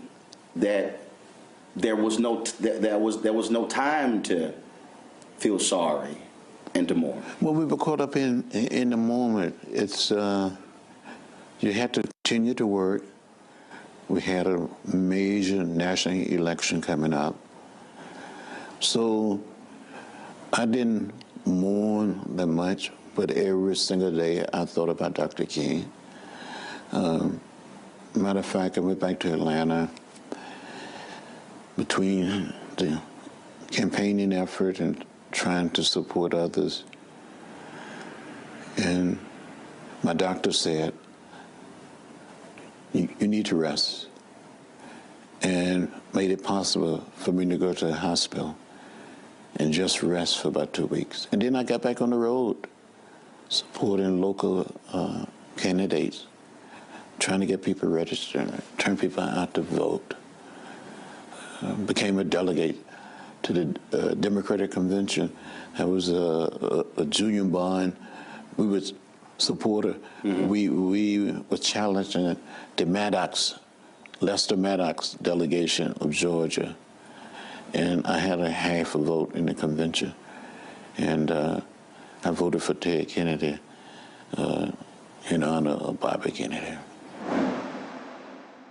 He said, Doc, pow. And somebody said, get low, because it was a hit. And we didn't know what the hit was, going to be spraying bullets. So I was on the ground, and the Rav was in the room. I think Burr must have been downstairs. Rav, Billy Kyles was about so far, turning to go down the steps. And there's a picture of Andy, Billy Kyles, and some of them just and they later pointing that way. And that pointing is that the bullet didn't come from that way, because he's on the ground. It came from that way, so we tell the police who had their guns drawn, go the way the bullet came from. The bullet came from that way. That's that picture. Mr. Withers, the photographer, he was there. And he scooped a couple of jars of blood, tried to give me one and Ralph one. I couldn't touch that blood. I remember Ralph coming, back. My son, my brother been shot. I'm his dearest friend. Ralph, Martin, hold on, we need you. Hold on. But Doc was gone at that point, you know. And so I just got up and ran myself off, and I was standing next door, the room next door. I called Mrs. King. She was in the bed. She said, Jess, how you doing? I said, I'm doing this fine. I said, Mrs. King, couldn't quite get my mouth together. I said, I'm reading. I said, Doc been shot, I think, in the shoulder. I knew better. I couldn't say what I had just seen. I want to check up in that way. I said, but you should try to go and see him if you can. She said, I'll be there momentarily. She got up out the bed, and apparently for 7, 8 minutes, someone called, the press, and said he was dead. Man, bedlam broke out. I mean, the fires around the country. But what excited me the most was, I think it was Reverend Joe Lyer that said, we can't let one bullet kill a movement. We went through all the trauma of his death. I remember being in the room with Harry Belafonte and Sidney Poitier and Robert Kennedy, talking about what Dr. King meant to us. And doggone, we were in Washington, and Robert Kennedy got I was at home, and my mom woke me up and told me. And I remember her crying, and when I seen her cry, I started crying. I mean, it just hurt me so bad, and it hurt my household and so bad. It's just, and I remember seeing the clip, everybody pointing at the vacant building, and man, and I seen his brother, and it was just like, man, all this blood. It just devastated me. I'll never forget it. It hurt me so bad to my heart. And I felt so bad for the family, Coretta Scott King, those kids. It devastated me a lot. Yeah, it did. When he returned from Mason Temple, did you have any conversations with the folks who were with him about that unbelievable, powerful speech? Were there any conversations that night when he got back? Because when we reflect on it now, you're missing something. You know what you're missing? What's that? When he returned, did you have any conversations about what he was missing? He wasn't missing anything, because I never left him. Andy never left him. Ralph never left him. We were always a team. We were always a team. We were. That's not an exaggeration. But we would. I don't know what it was, but we wouldn't have left him. I'm gonna cry. The last conversation you had with him. All right. Last conversation. You write it in your book. Yeah. That it was the next day. I was walking down the street with somebody's balcony with a big plate of fried chicken. And you wrote in your book that it was April 4th. I don't remember days like whatever the day was. I'm gonna walk you through. It was April 4th, and you had a meeting in Atlanta, and you had a meeting with Dolores Harmon, and you said, I got to get back to Atlanta.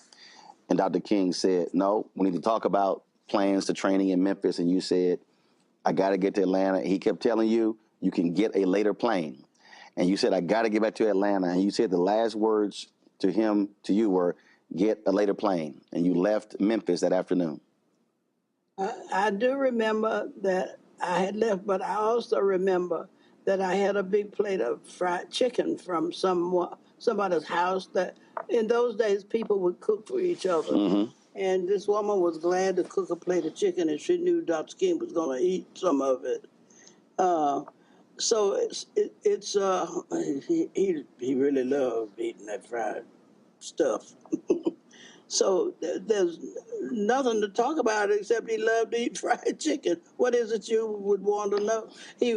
I brought the chicken to that woman, to that house, from another house where they actually did stuff like that. Mm-hmm. You're too young to remember when people would pass food from house to house, but not because they needed to, it's because they wanted to. Mm-hmm. Serve Dr. King some chicken, you know. So, you were in Atlanta when you found out that he had been killed. Now, that's the very, very hard part for me to detail, and so it's. I remember that I had a plate of food that Martin, because he had not had any dinner. Now that was a previous day, on April 4th. You were in Atlanta. Okay, well, you're reading. So I got to go read my. It's all good. It's all good. So April 4th, you're in Atlanta, and Rita Samuels tells you Dr. King shot. Somebody killed him. I need to read that again because my recollection is I went to get this plate of chicken, and I don't want to debate about it. Right. That was April 3rd. Yeah. So this is the next day. Yeah.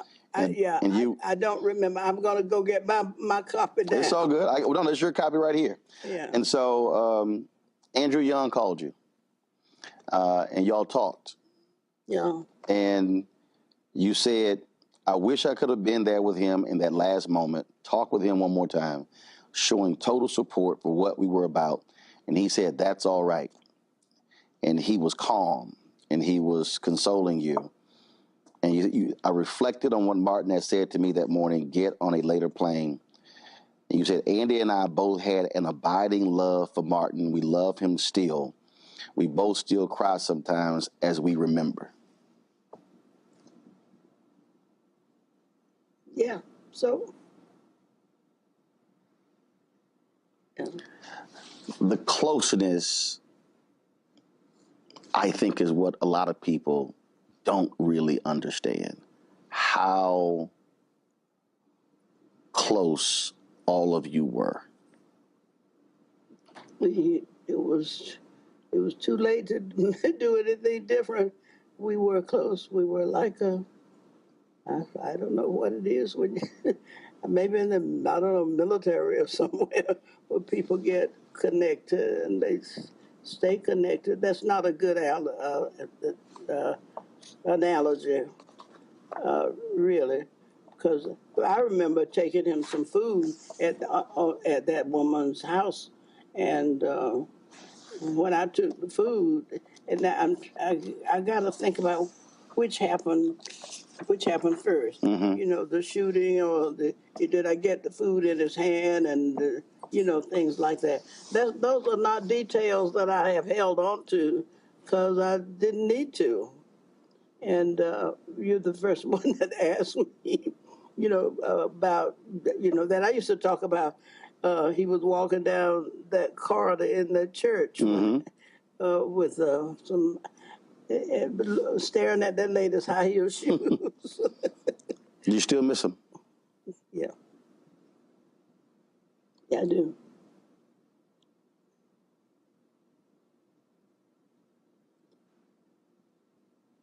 Probably always will.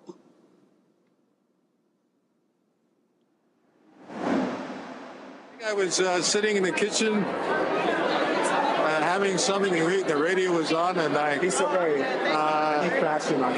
like a lot of people, I guess I was in shock. Excuse me, miss. And weep. And well, you know, I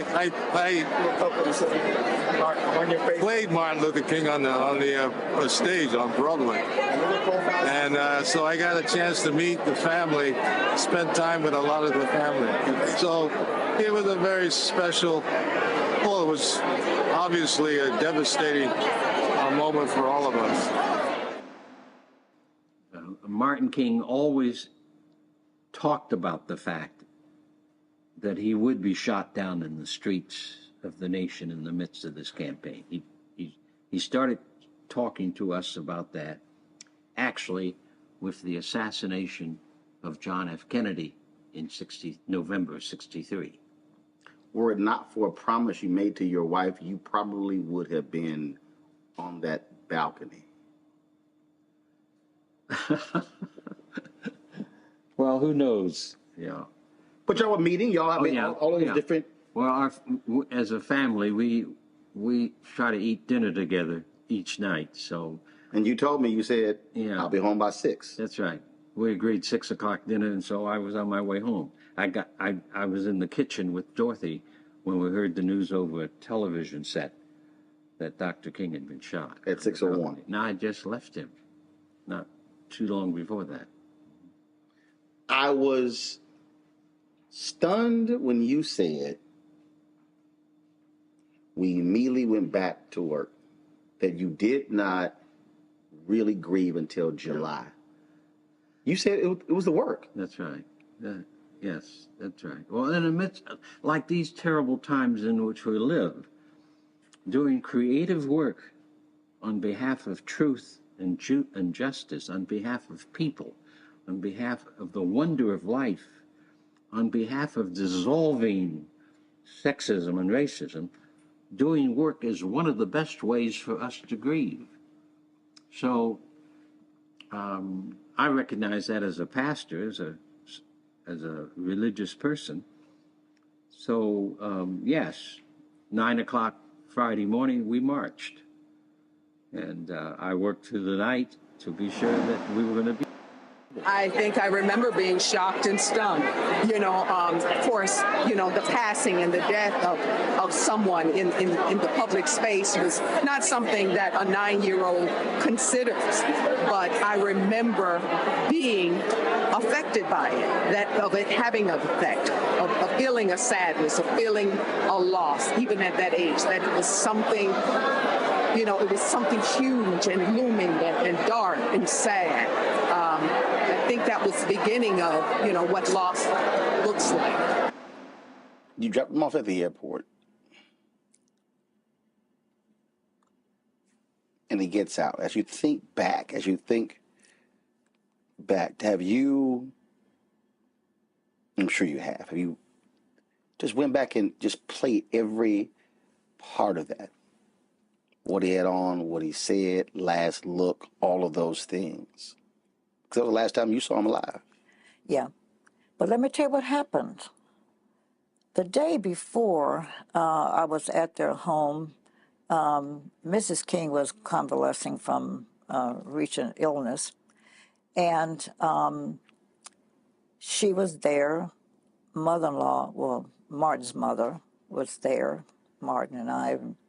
After dinner, we were playing the piano. He's a great singer, and I played the piano. He said, I bet you didn't know I could sing. I said, well, I heard you could. No, I didn't know you could. He said, well, I know you can play. So sat down at the piano. You majored in music in college? Yeah.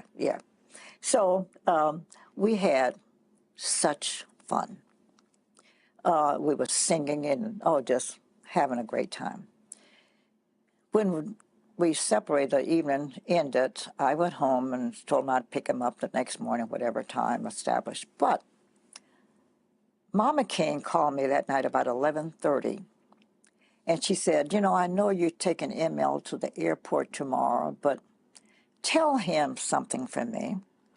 Said, just like that fun we had today, I'd like to have more days like that. I know I'm the mother and I have to understand he's busy, but You see to it and tell him I want him to plan more fun time for family hour.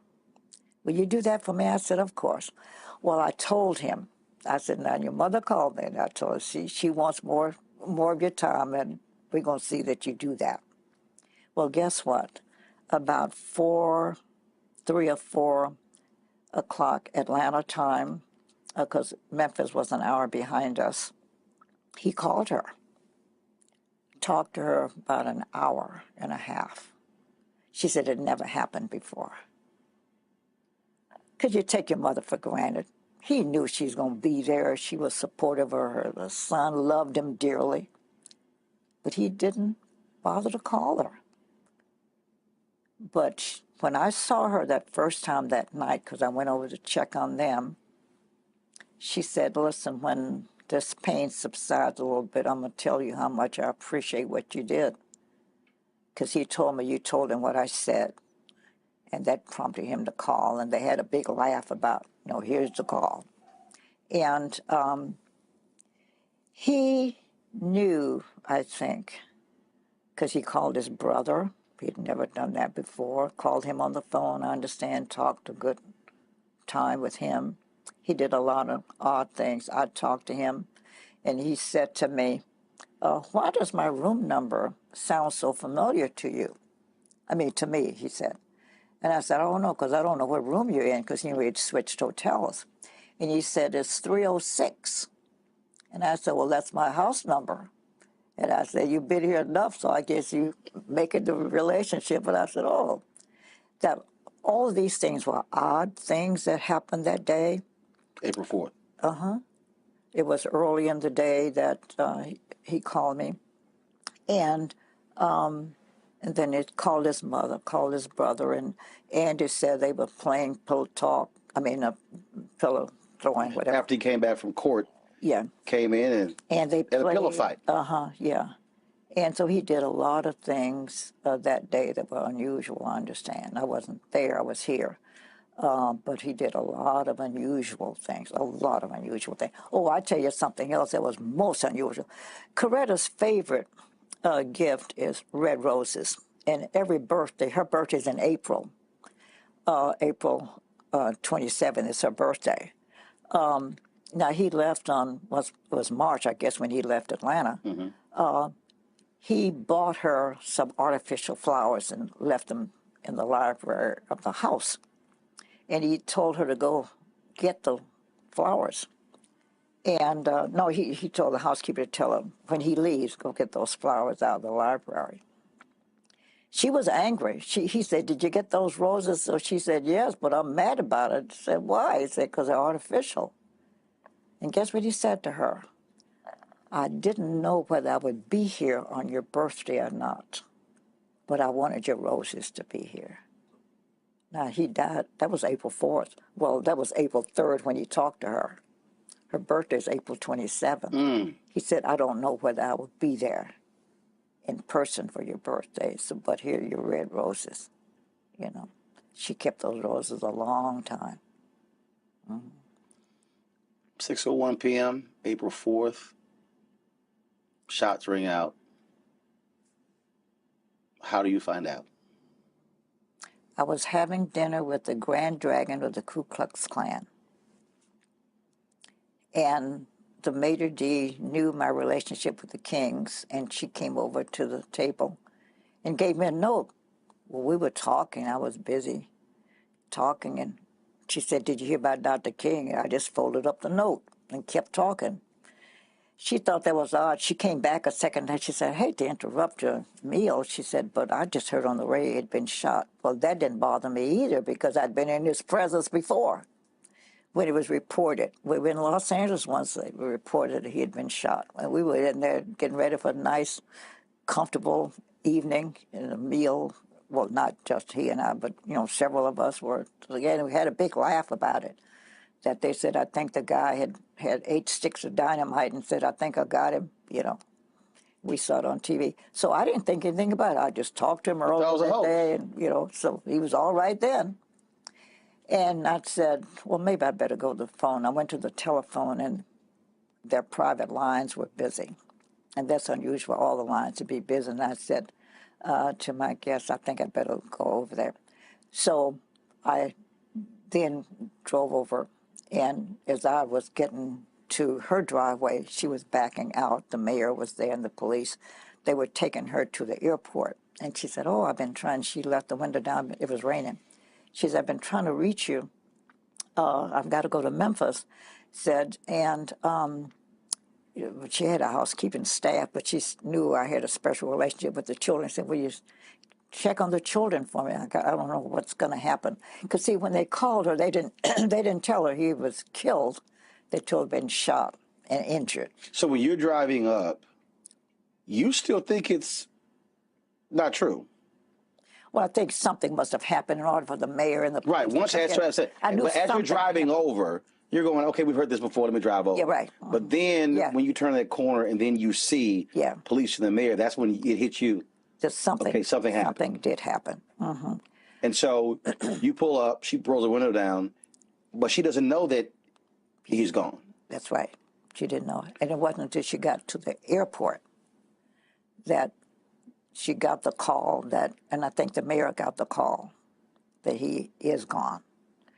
And so Martin's secretary was there at the airport to join her, and they went to the ladies' room, and that's when she got the real official word. And then she came back home. So you're in the house with the children. And I stayed. I didn't leave there until 5 days later, 6 days later. You know he's gone. Did you wait for her to return to tell them, or they made aware, the children? Oh, I would never, not even consider telling the children. She came shortly, I guess, after, well, I guess they could speed, but she came, it didn't take her long to get to the house, and she came in telling her staff and everybody. By now, the house is filling up because everybody else now has heard. But she said to her staff, do not tell my children. I'll do that myself. And so her bedroom was at the end of the long hall in the house. So she decided to make that her solace. And then the people up front would answer the phone and then direct the call back to see if she would take, and I'd be the interceptor. I just stayed with her. But she got ready to go tell the boys, and she asked me to go with her. And she had a death grip on my arm, tightly, trying to tell the children. She told Dexter first, the younger boy, that, your dad has been seriously hurt. She couldn't bring herself to say. She said, your dad has been hurt. Well, how bad is he hurt? She said, pretty badly, I understand. But we'll talk about it later, but, he's not coming home. And I've got a lot of things to do. And he said, well, if he's hurt bad, he jumped out of his bed. He said, if he's hurt badly, why are you still here? You all do everything together. Why are you still here? And he was chastising her. And she said, oh, well, got a lot of decisions to make. And she was calmly still holding me so tightly. And then we went to the other side of the room, which was the other boy's side, Martin. And she told him, he was older, so she said, it's pretty serious. And so we got a lot of decisions to make. I don't know what we're going to do first, but it looks like he's very, very serious. She still can't say. She couldn't say it.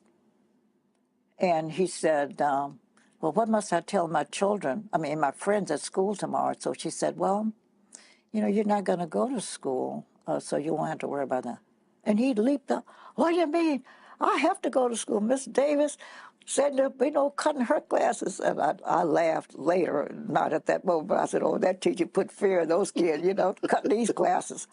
But she finally got out of the room, and then she had a sigh of relief, that she finally had told them. Now, Bernice was too little. She was only like 4, I think, and didn't understand.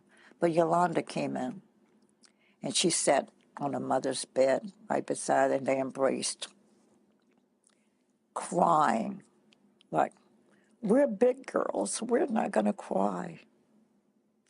Daddy wouldn't want us to cry, so we're not going to cry, Mommy. We're going to pull this thing together. The two of us can do this. And they are wailing. The most poignant moment, that was a difficult moment for me, and I guess I was crying too, because they were just embracing tightly, saying, we're not going to cry. We're not going to cry. But so they finally said, okay, we're gonna work this thing out. As the calls were coming in, they would assume Mrs. King would want to talk to the president. And so you know his voice. So I would take the call and said, okay, Mrs. King, this is President Johnson. But what was interesting, everybody had the same message.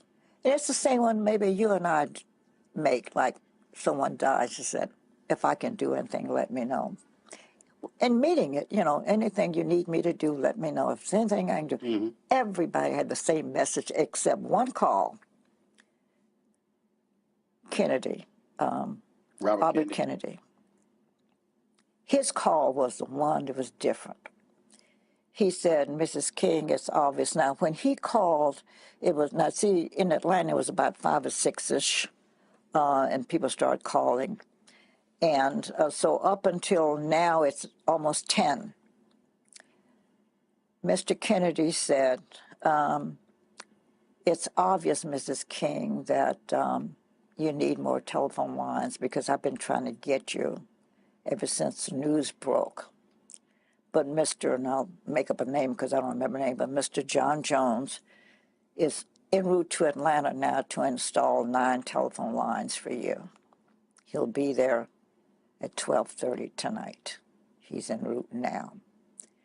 I also heard on the TV that you'd perhaps want to go pick your husband up in Memphis. So we've dispatched a plane. It's already there in Atlanta. The pilot's name is Sam Smith, tailgate number 12345, telephone number 822 or something. So whenever you want to go, all you have to do is make this call. He will take you, and he's in readiness whenever you want to go to Memphis. Also, who's your point person? And she told I was going to be her lead spokesperson. And he said, Zernona, call every hotel in the city of Atlanta, talk to the management, and put a clamp on all the rooms in in the city, that people will be coming to this funeral who are heads of states, and we got to be sure we have the right allocation of space. And my team will be there tomorrow morning, and we're going to set up an office at 123 Maple Street. And we will help govern things. He just jump, lay everything out.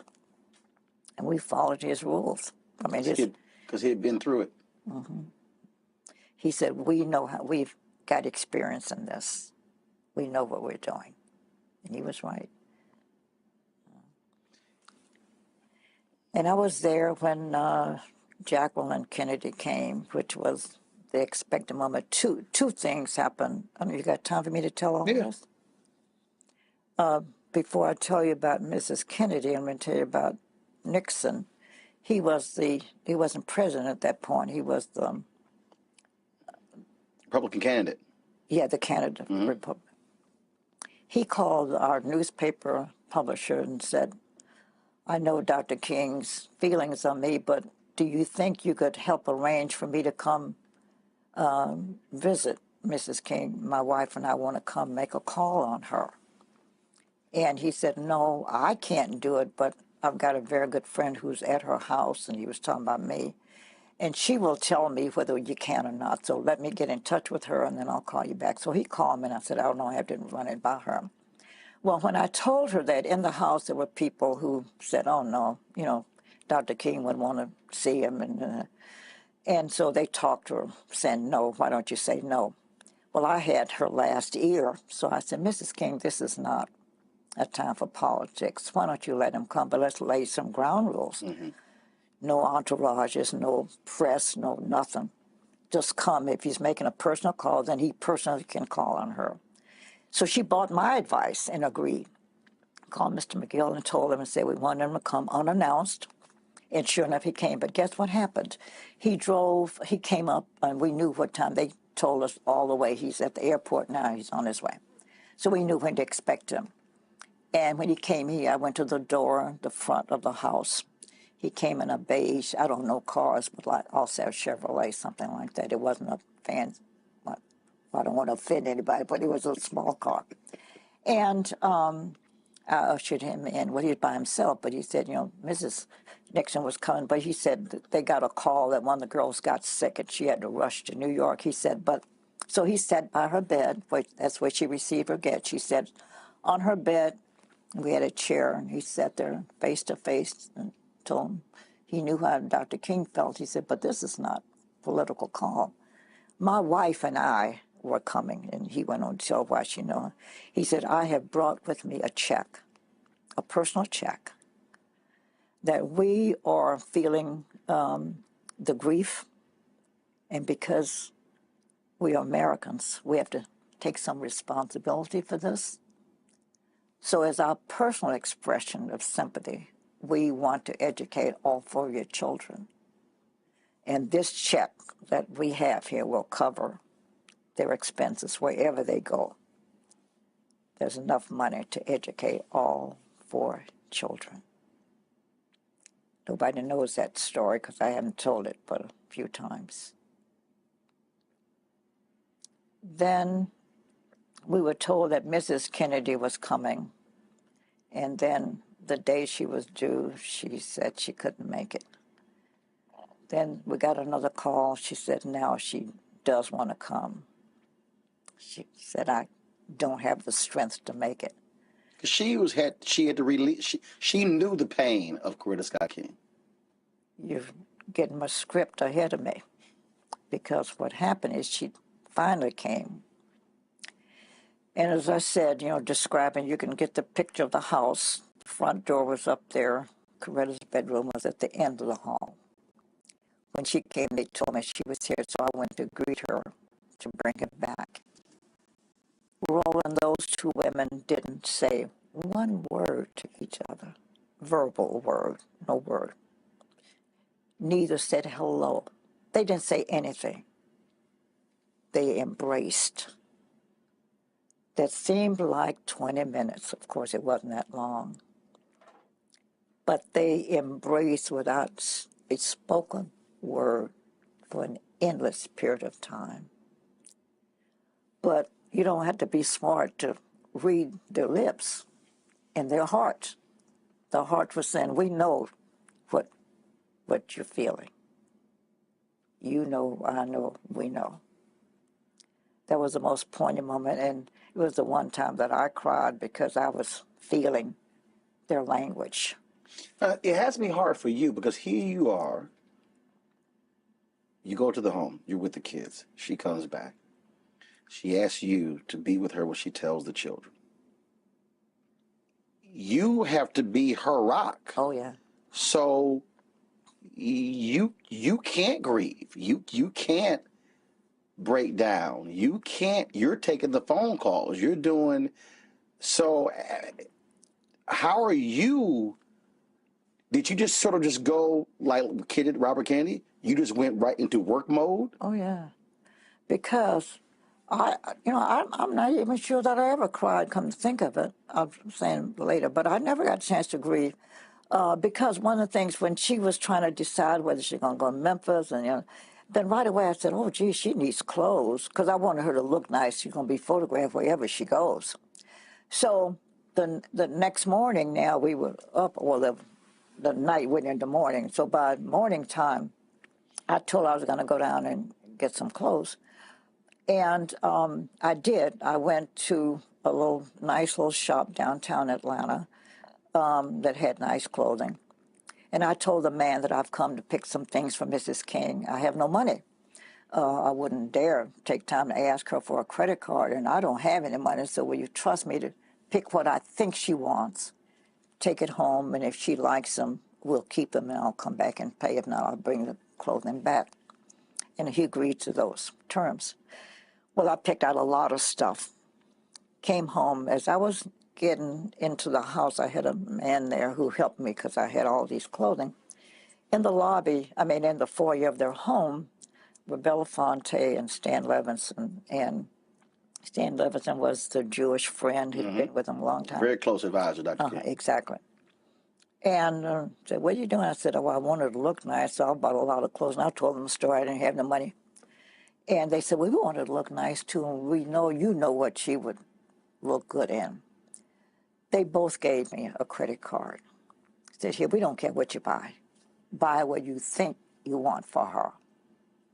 Here are the cards to pay for them. So when I came home and when I saw her later on, after the people subsided, she looked at my stuff and liked everything I brought.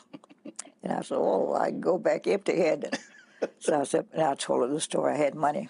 Because she said, to give me her credit card. I said, oh, no, I got 2 credit cards.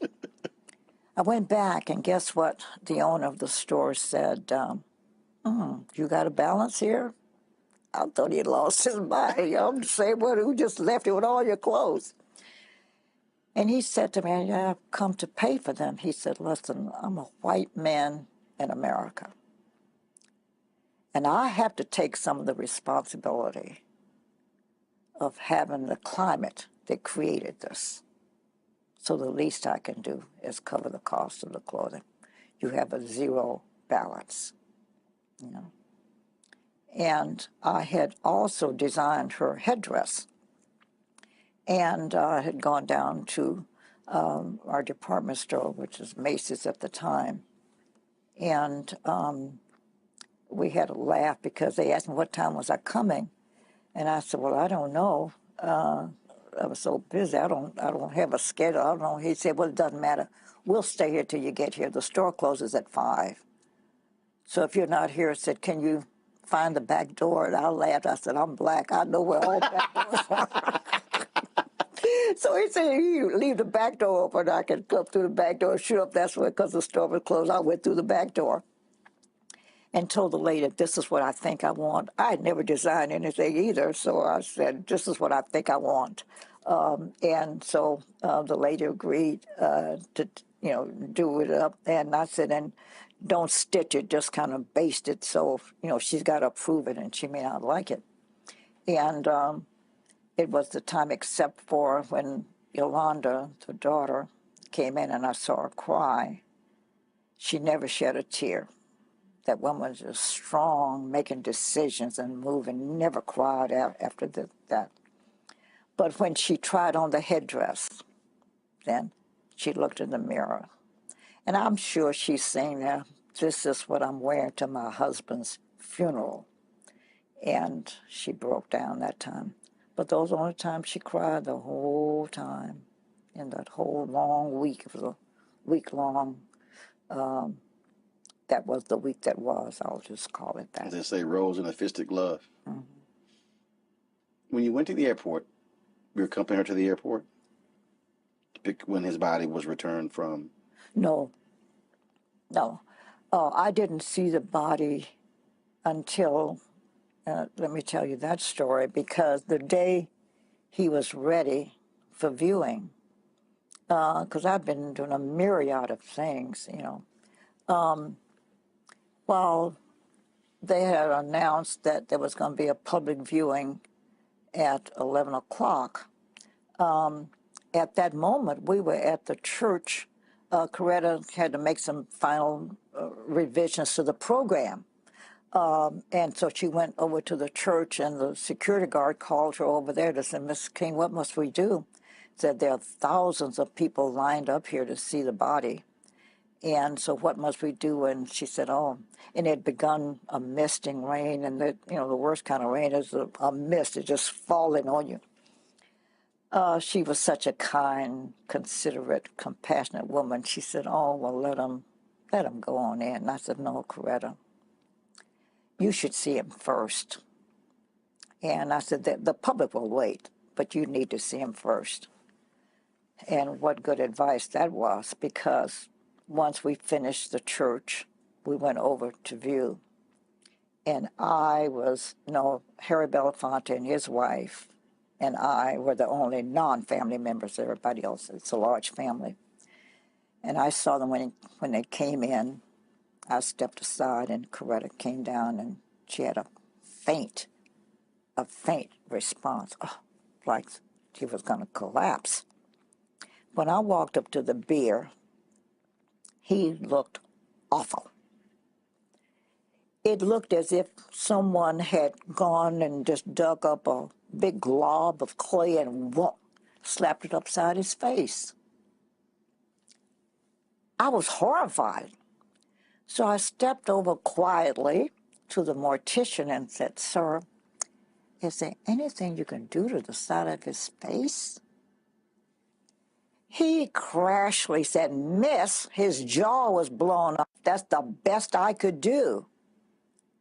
I was shocked. Loudly in the presence Coretta, of the only family? they could hear. Oh, I was so angry with him. And I finally said, "Forget him." And I said, "Something has to be done," because he looked horrible. I mean, this big old glob of stuff. And so Coretta and I, they're sitting down. Oh, and I looked at Mama King, that's the mother, who's dark-skinned.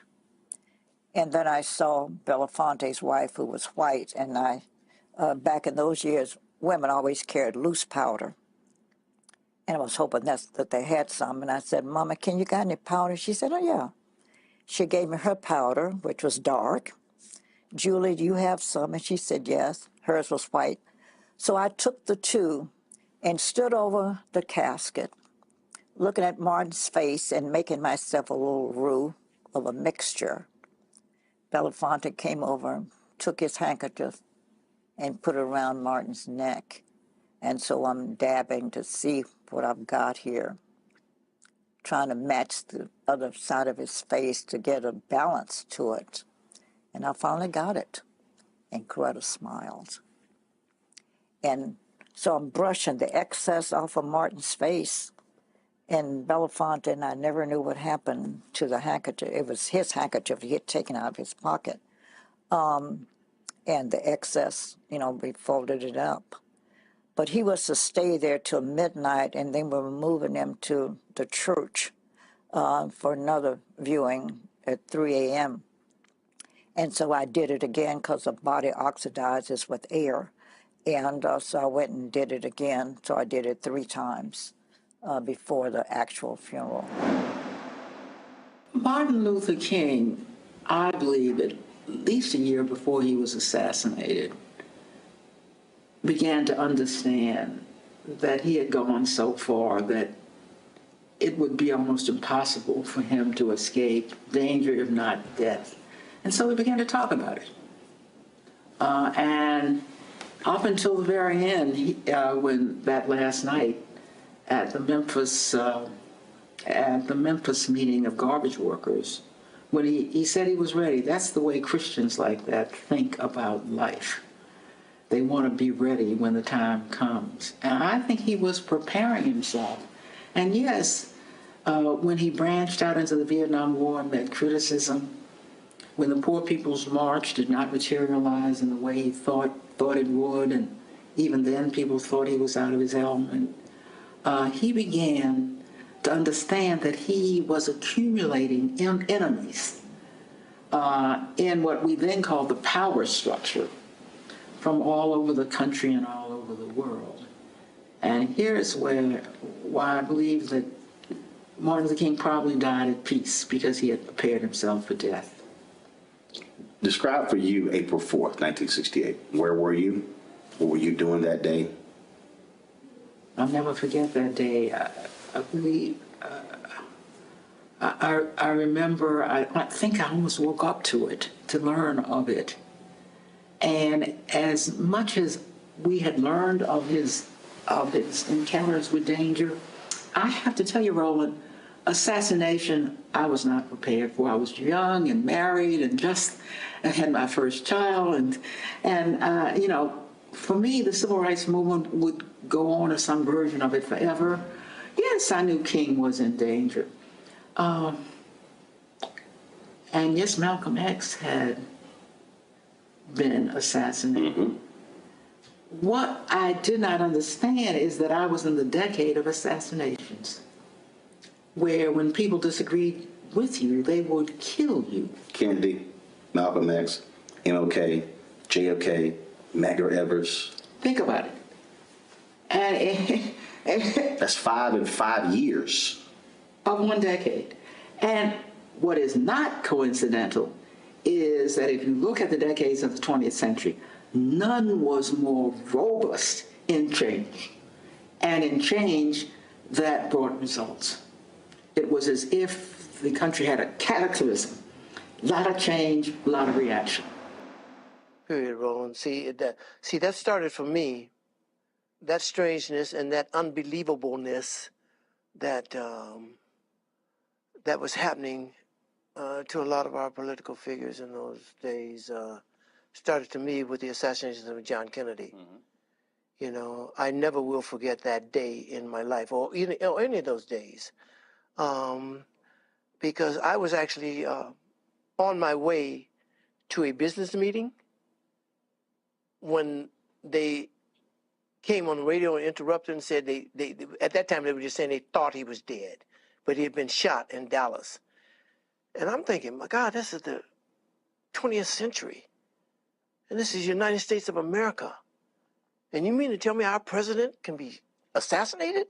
I mean, back in the days of Lincoln, but okay, fine. It was, but not in the 20th century with all the protection and all the pre-planning for his routes and all the stuff like that, he can be assassinated. That was unbelievable to me.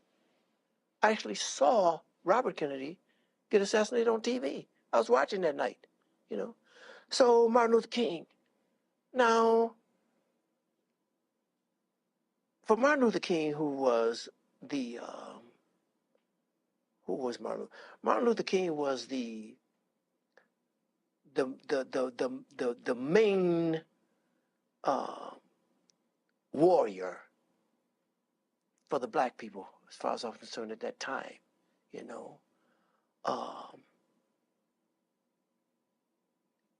I wasn't as surprised that they killed him as I was when they killed Malcolm X. You know what I mean?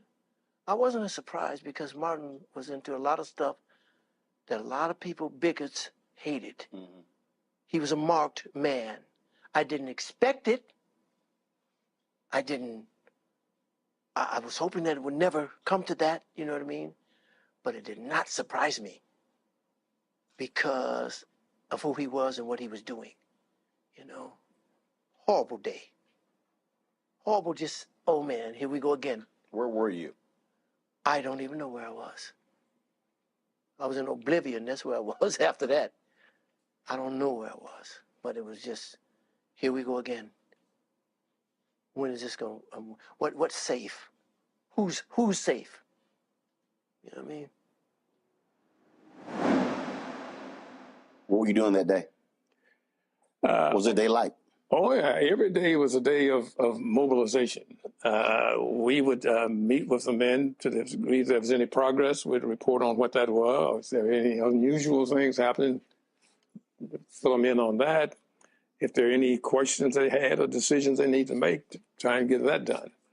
But everybody was mobilizing for the march. But you also had a court hearing that day, if I'm correct. Yeah, that was a series of injunctions. But SCLC took responsibility for dealing with the injunctions. Andrew Young and James Orange and some of the other fellows and their lawyers took responsibility for the court because the court had enjoined the march.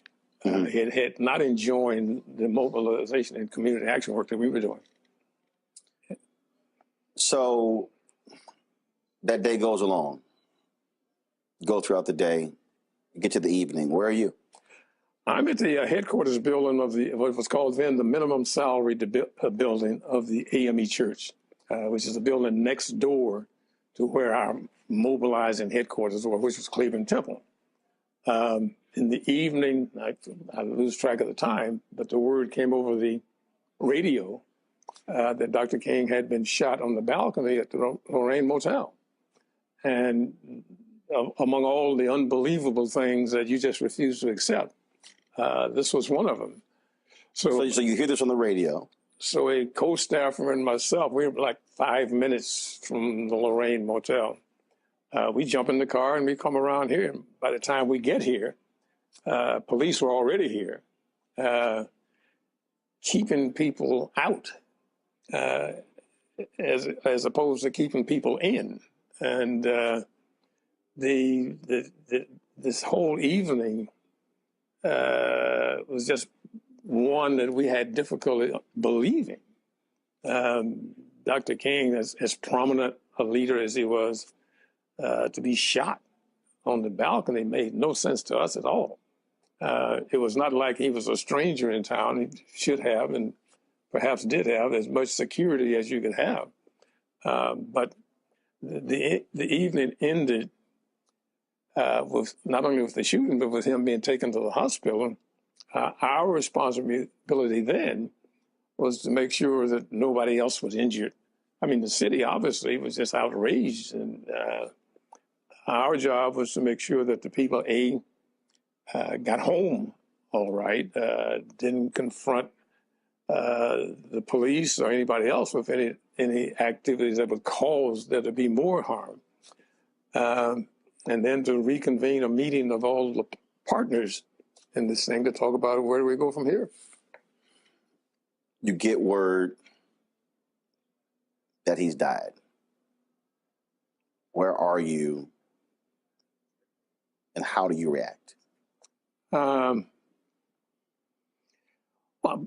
personally, it was an incredible level of sadness. It was not like you had a leader who preached violence. You had probably one of the most committed men to nonviolence, yet to be killed through a violent act. We were a little, we had to think through what this all meant. How and what do we do with the men the next day?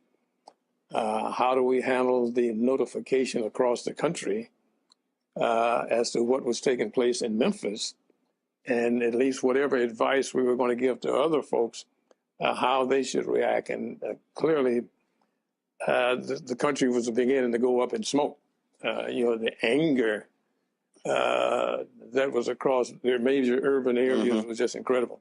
I interviewed Reverend Jim Lawson, and he said the next day he went to work.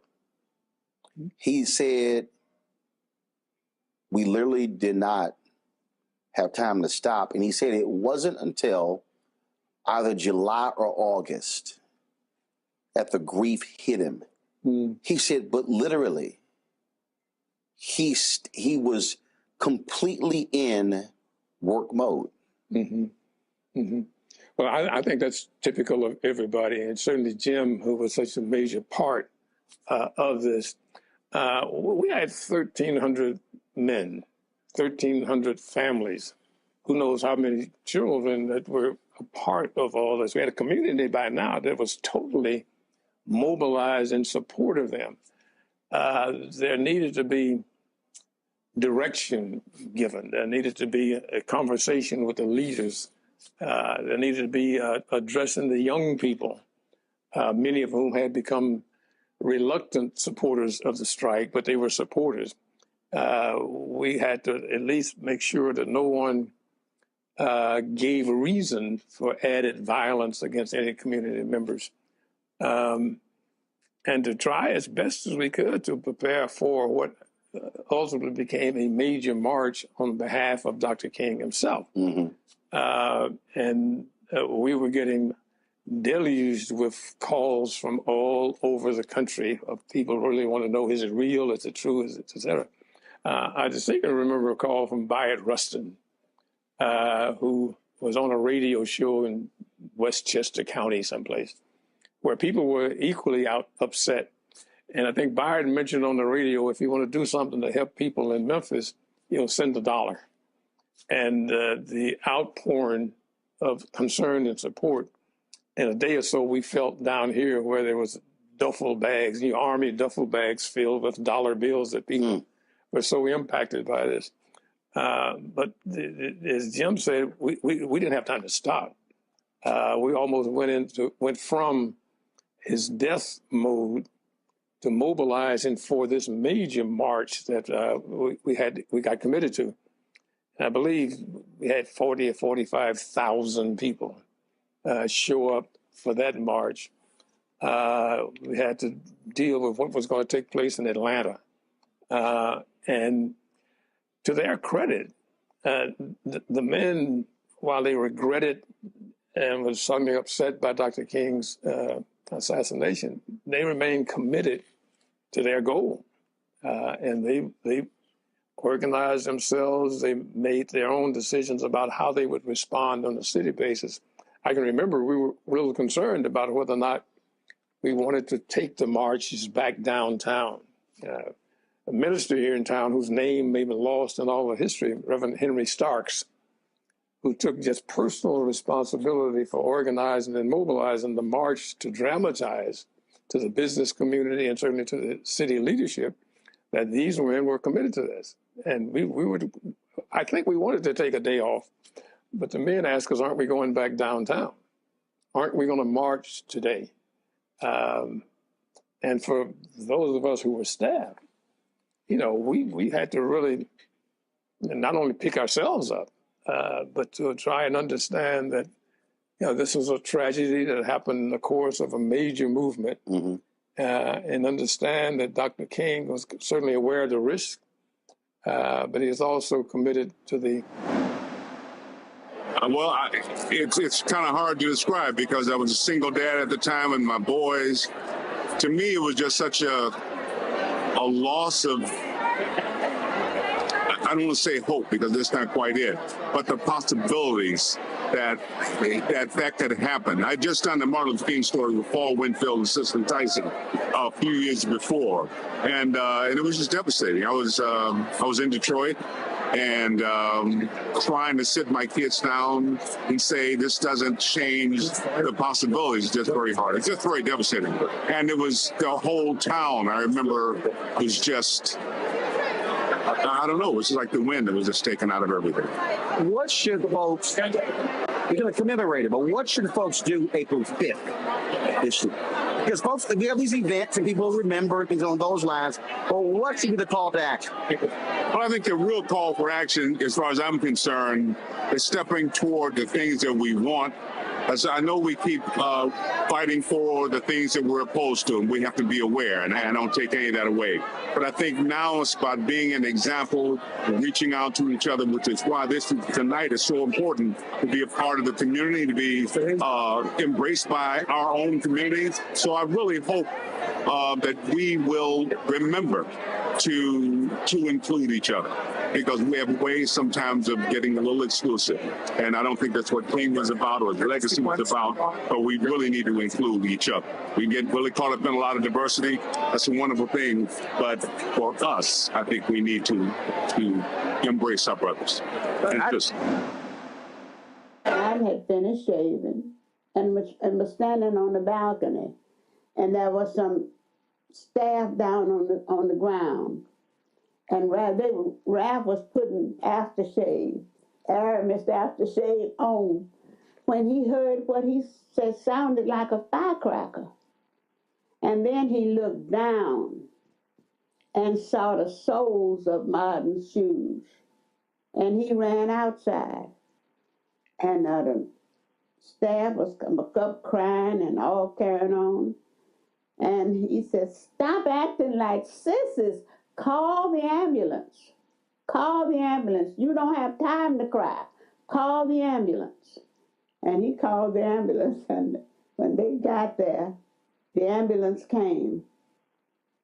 And they got in. Ralph got in. And took Martin on to the hospital. And Ralph said to Martin, he grabbed his head. He said, Ralph, Martin, this is Ralph, this is Ralph, this is Ralph. And he grabbed him up and held him. And he said, Martin whispered to him, please, Ralph, take my people forward. And Ralph said, oh, Martin, oh, Martin, oh, Martin. And he never said another word. He was gone. Oh, wow, when they said that Martin had been shot, Coretta called me and said, Juanita, we always kept a bag packed because we never knew when we were going to have to move instantaneously. So she said, Martin has been shot and we need to go to Memphis. I said, okay, I'll meet you at the airport. And as we turned into the airport, they announced Martin Luther King just died. And my little children were in the back and they just started screaming and hollering, oh, Uncle Martin is dead, Uncle Martin is dead, Uncle Martin is dead. Oh, what about Yoki? What about Yoki? Because my daughter and Yoki were like, you know, they were in diapers together. So they were each other's first friends. So we got there and the chief of police and everybody was around Coretta. And because I told you we were getting ready to go to Memphis. And I said to her, I said, well, Coretta, I'll meet you back at your house. So I left there and went on to her house. And I stayed there that night. And I said, well, Coretta is, you know, what are we going to do? I said, I'm just so glad Ralph was not there. I said, because they would have gotten two at the same time. I don't remember grieving at all. This was what you always expected, all right? But you knew also that that wasn't going to end the struggle. And it's the struggle that you were concerned about. And you were the struggle that Martin was concerned about. It was, that's what it was all about, right? Is that it wasn't about, well, Martin is dead, and so let's go home. And that's nonsense. You would work harder because you didn't have a Martin King. We knew that everything was going to change. Describe for you April 4th, 1968. What were you doing that day? Where were you? April 4th, 1968, I was in my office in Wall Street, and I was leaving early because I was preparing to go down to Memphis, Tennessee. I had already talked to Martin earlier and to Bernard Lee and Andy about the logistics, about I want to be sure that you're going to have somebody meet me at the airport so you can take me directly to the place he was speaking. Okay? So I'm rushing to go to the airport. And the phone rings, and I said, I don't answer the phone. Then something said, I don't know. I said, answer the phone. So I picked up the phone, it's Harry Belafonte. I said, Harry, I can't talk to you. I'm rushing to the airport. I'm going down to see Martin now. He said, you got your television? I said, no. I said, he says, Martin's been shot. I said, what? So I turned on the television. And there, that's all it is. Martin Luther King Jr.'s been shot, you know. I get on the phone. I can't reach anybody. All the lines are busy. I can't reach Billy Kyles. I can't reach anybody. Can't reach Bernard. I can't reach anybody. Can't anybody meet me. And I'm trying to decide what to do, and then the phone rings again. You know, I wasn't even paying to the television.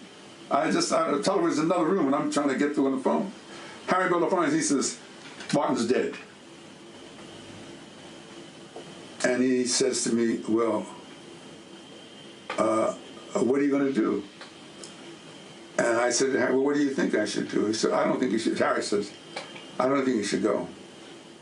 I said, we should get some more information. I don't think you should go. So I hang up the phone. And the very first thing that came into my mind was, they finally got him. They finally got him. Sometime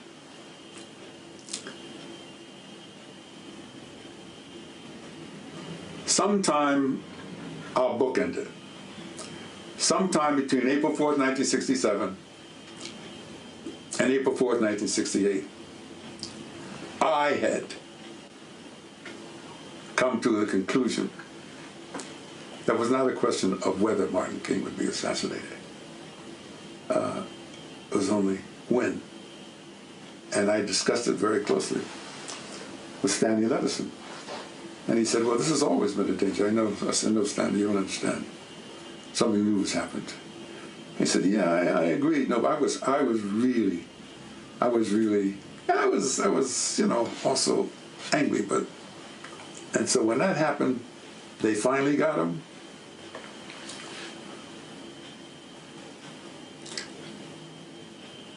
Within that same thought, Roland, your family, I can tell you.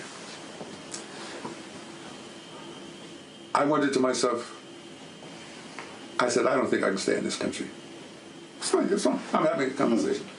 No, I can't stay in this country. I'm Clarence Jones. So I said, no, I can't stay in this country. The anger was so seething, you know. And I was drinking more heavily than I drink today, you know. I was drinking, you know, martinis and traveling to the South. I was drinking my Jack Daniels and so forth, you know, hanging out. Orville Billingsley, you know, you couldn't have a conversation with Orville Billingsley unless you drank. You know? So I was just, the anger was just beyond. I had made a personal judgment. I said, Clarence, you have to leave this country. That's what I'm talking to myself. I said this to Harry. I said, Harry, I can't stay here. So why? I said, because I don't think I have the discipline. I said, I was afraid of. I mean, I had such crazy things like, I was 37 years old, he was 39, okay? And I'm thinking to myself, you know, I hear about all these bad guys in the Blackstone Rangers and how they can do this. I said, but I was trained in a special forces unit. You know? I said, all these talk about, I said, I really know how to kill. I mean, this is the way this really said. I really know how to kill a person 10 different ways. You know, that's the way I was trained to do that. And I thought to myself, I ought to figure out how to get in touch with some of the guys that were in the Army with me.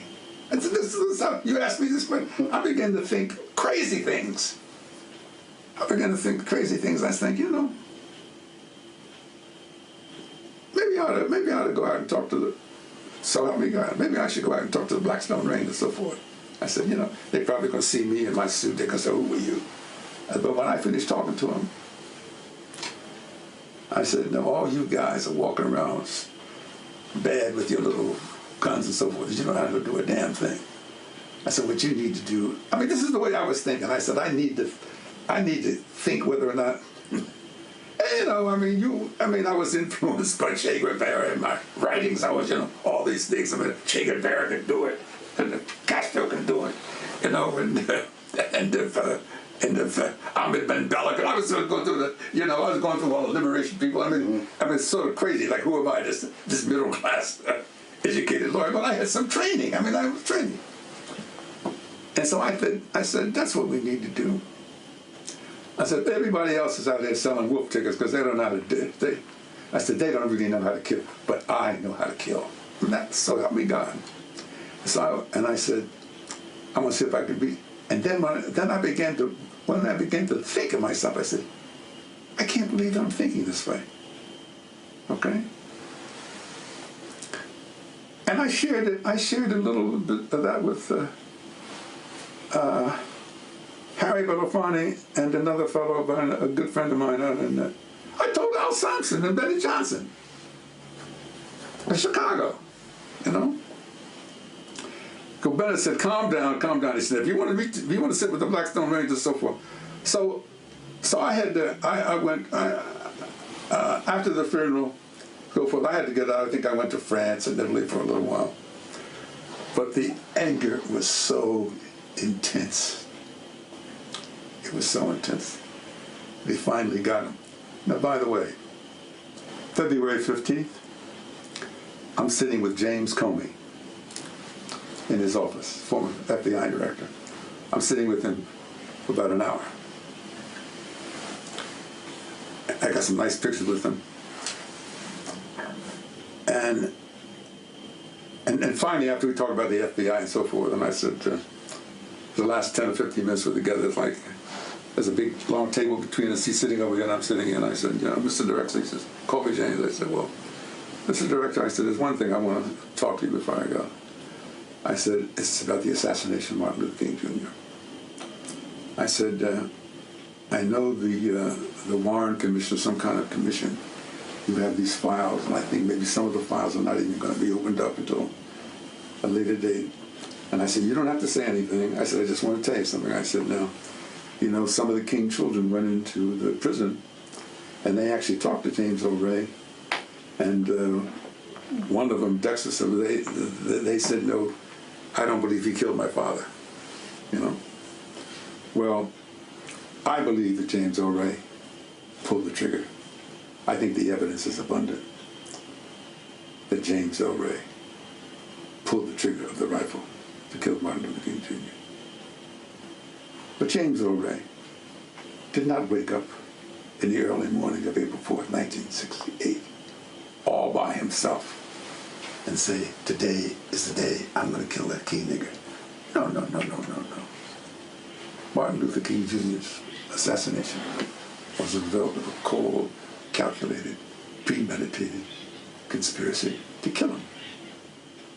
And I believe that conspiracy goes right to the feet of the Hunt brothers in Texas. That's what I believe. Okay? I can't prove it. But that's what I believe. But don't insult my intelligence to think that some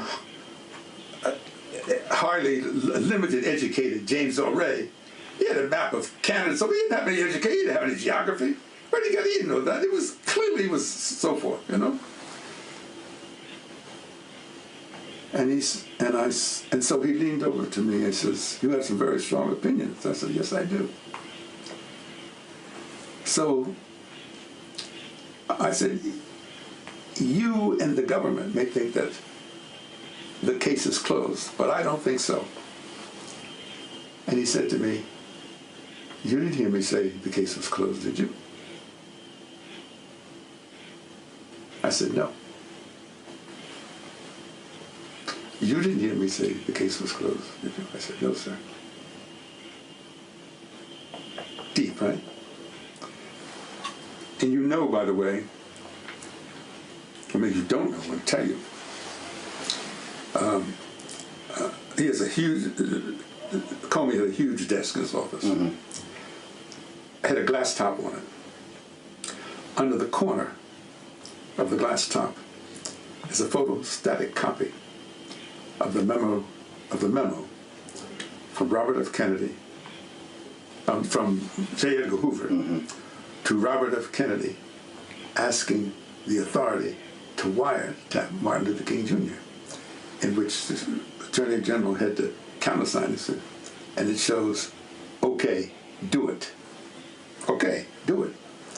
He says, the reason I'm showing you, Mr. Jones, is every time there's a meeting of agents in my office, particularly a new agent, before they leave, I make them look at this, and I says, the FBI can never become that agency again.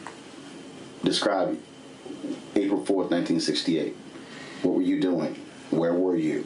Well, you know, I had left the country. I left in '67. Like a lot of people, I was not going to be drafted. I had sent my draft card in and just said I wasn't going to go. And decided that, you know, the other choices were 5 years in jail for leave. And I thought, well, I'd always wanted to see the world, and saved up, my wife and I saved up whatever money we had, and we left in early fall of '67, and came back. Where'd you go? I just ran around Europe, went to North Africa for a little bit, and just any place that, actually we started in Northern Europe, it got cold, we started moving toward the southern part. Spain was kind of like California, so we spent a lot of time, we were thinking about staying there for a while. But she got sick, and we had to come back, and that was in late March of 1968, and got to my parents' house, and turned out that she was diabetic, didn't know it, and was just losing lots of weight. I think she was under 100 pounds, and put her in the hospital. And your parents' house where? In Los Alamos, New Mexico. Okay. And so while she's in the hospital, turn on the TV, learn about Martin Luther King being assassinated. He was assassinated right there in Los Angeles. So for me, it was just a way of saying, look, this country is in real trouble. I mean, I recognized at that point I got to live here, deal with the draft issue, get a draft lawyer and all that sort of stuff. But I knew I didn't have to read Martin Luther King's Chaos or Community, because what I came back to was chaos. And I think that the 50 years since then have been kind of putting a lid on it and assuming that the problem's going to go away if we just don't look at it. And I think that his book is that reminder that, look around the world right now. Democracy and diversity is a difficult, Vincent Harding, who I admire a great deal, and you know obviously, he said we should have advanced courses for everybody in democracy and diversity, because if you are investing your destiny to a group of people, and they're not like you, different religion, different other things, you're going to have to learn how to work with that group of people. And I don't think we as Americans understand that takes work. April 4th, 68. Where are you? What's that? April 4th, 1968. Memphis tragedy strikes. Where are you? How do you find out? How do you feel? You're talking about Dr. King's death? Yeah. I was here in Tuskegee at that time. And of course, I was very sorry and very, very upset over his death. But it was one of those things that we always knew, and he always knew, even as early as the bus boycott, and this was several years before, that there was a possibility of losing our lives in the movement. So we have to be prepared to do it. But even so, he still believed in nonviolence and social change. Were you prepared? Yes, indeed so. And there were some people in the movement who didn't believe in that. And my brother happened to have been one. But I did believe in that. But you have to be able to stay focused and move ahead and do it in the right direction. But when I heard about Dr. King, and if you remember, when he published his first book, he was stabbed at a department store in New York. Yep. So he realized that he may get killed. And he knew that was always a possibility. But, you never want those possibilities to happen. And I was very sorry about it. But we couldn't stop. He wouldn't want us to stop. And we didn't stop. And we continue.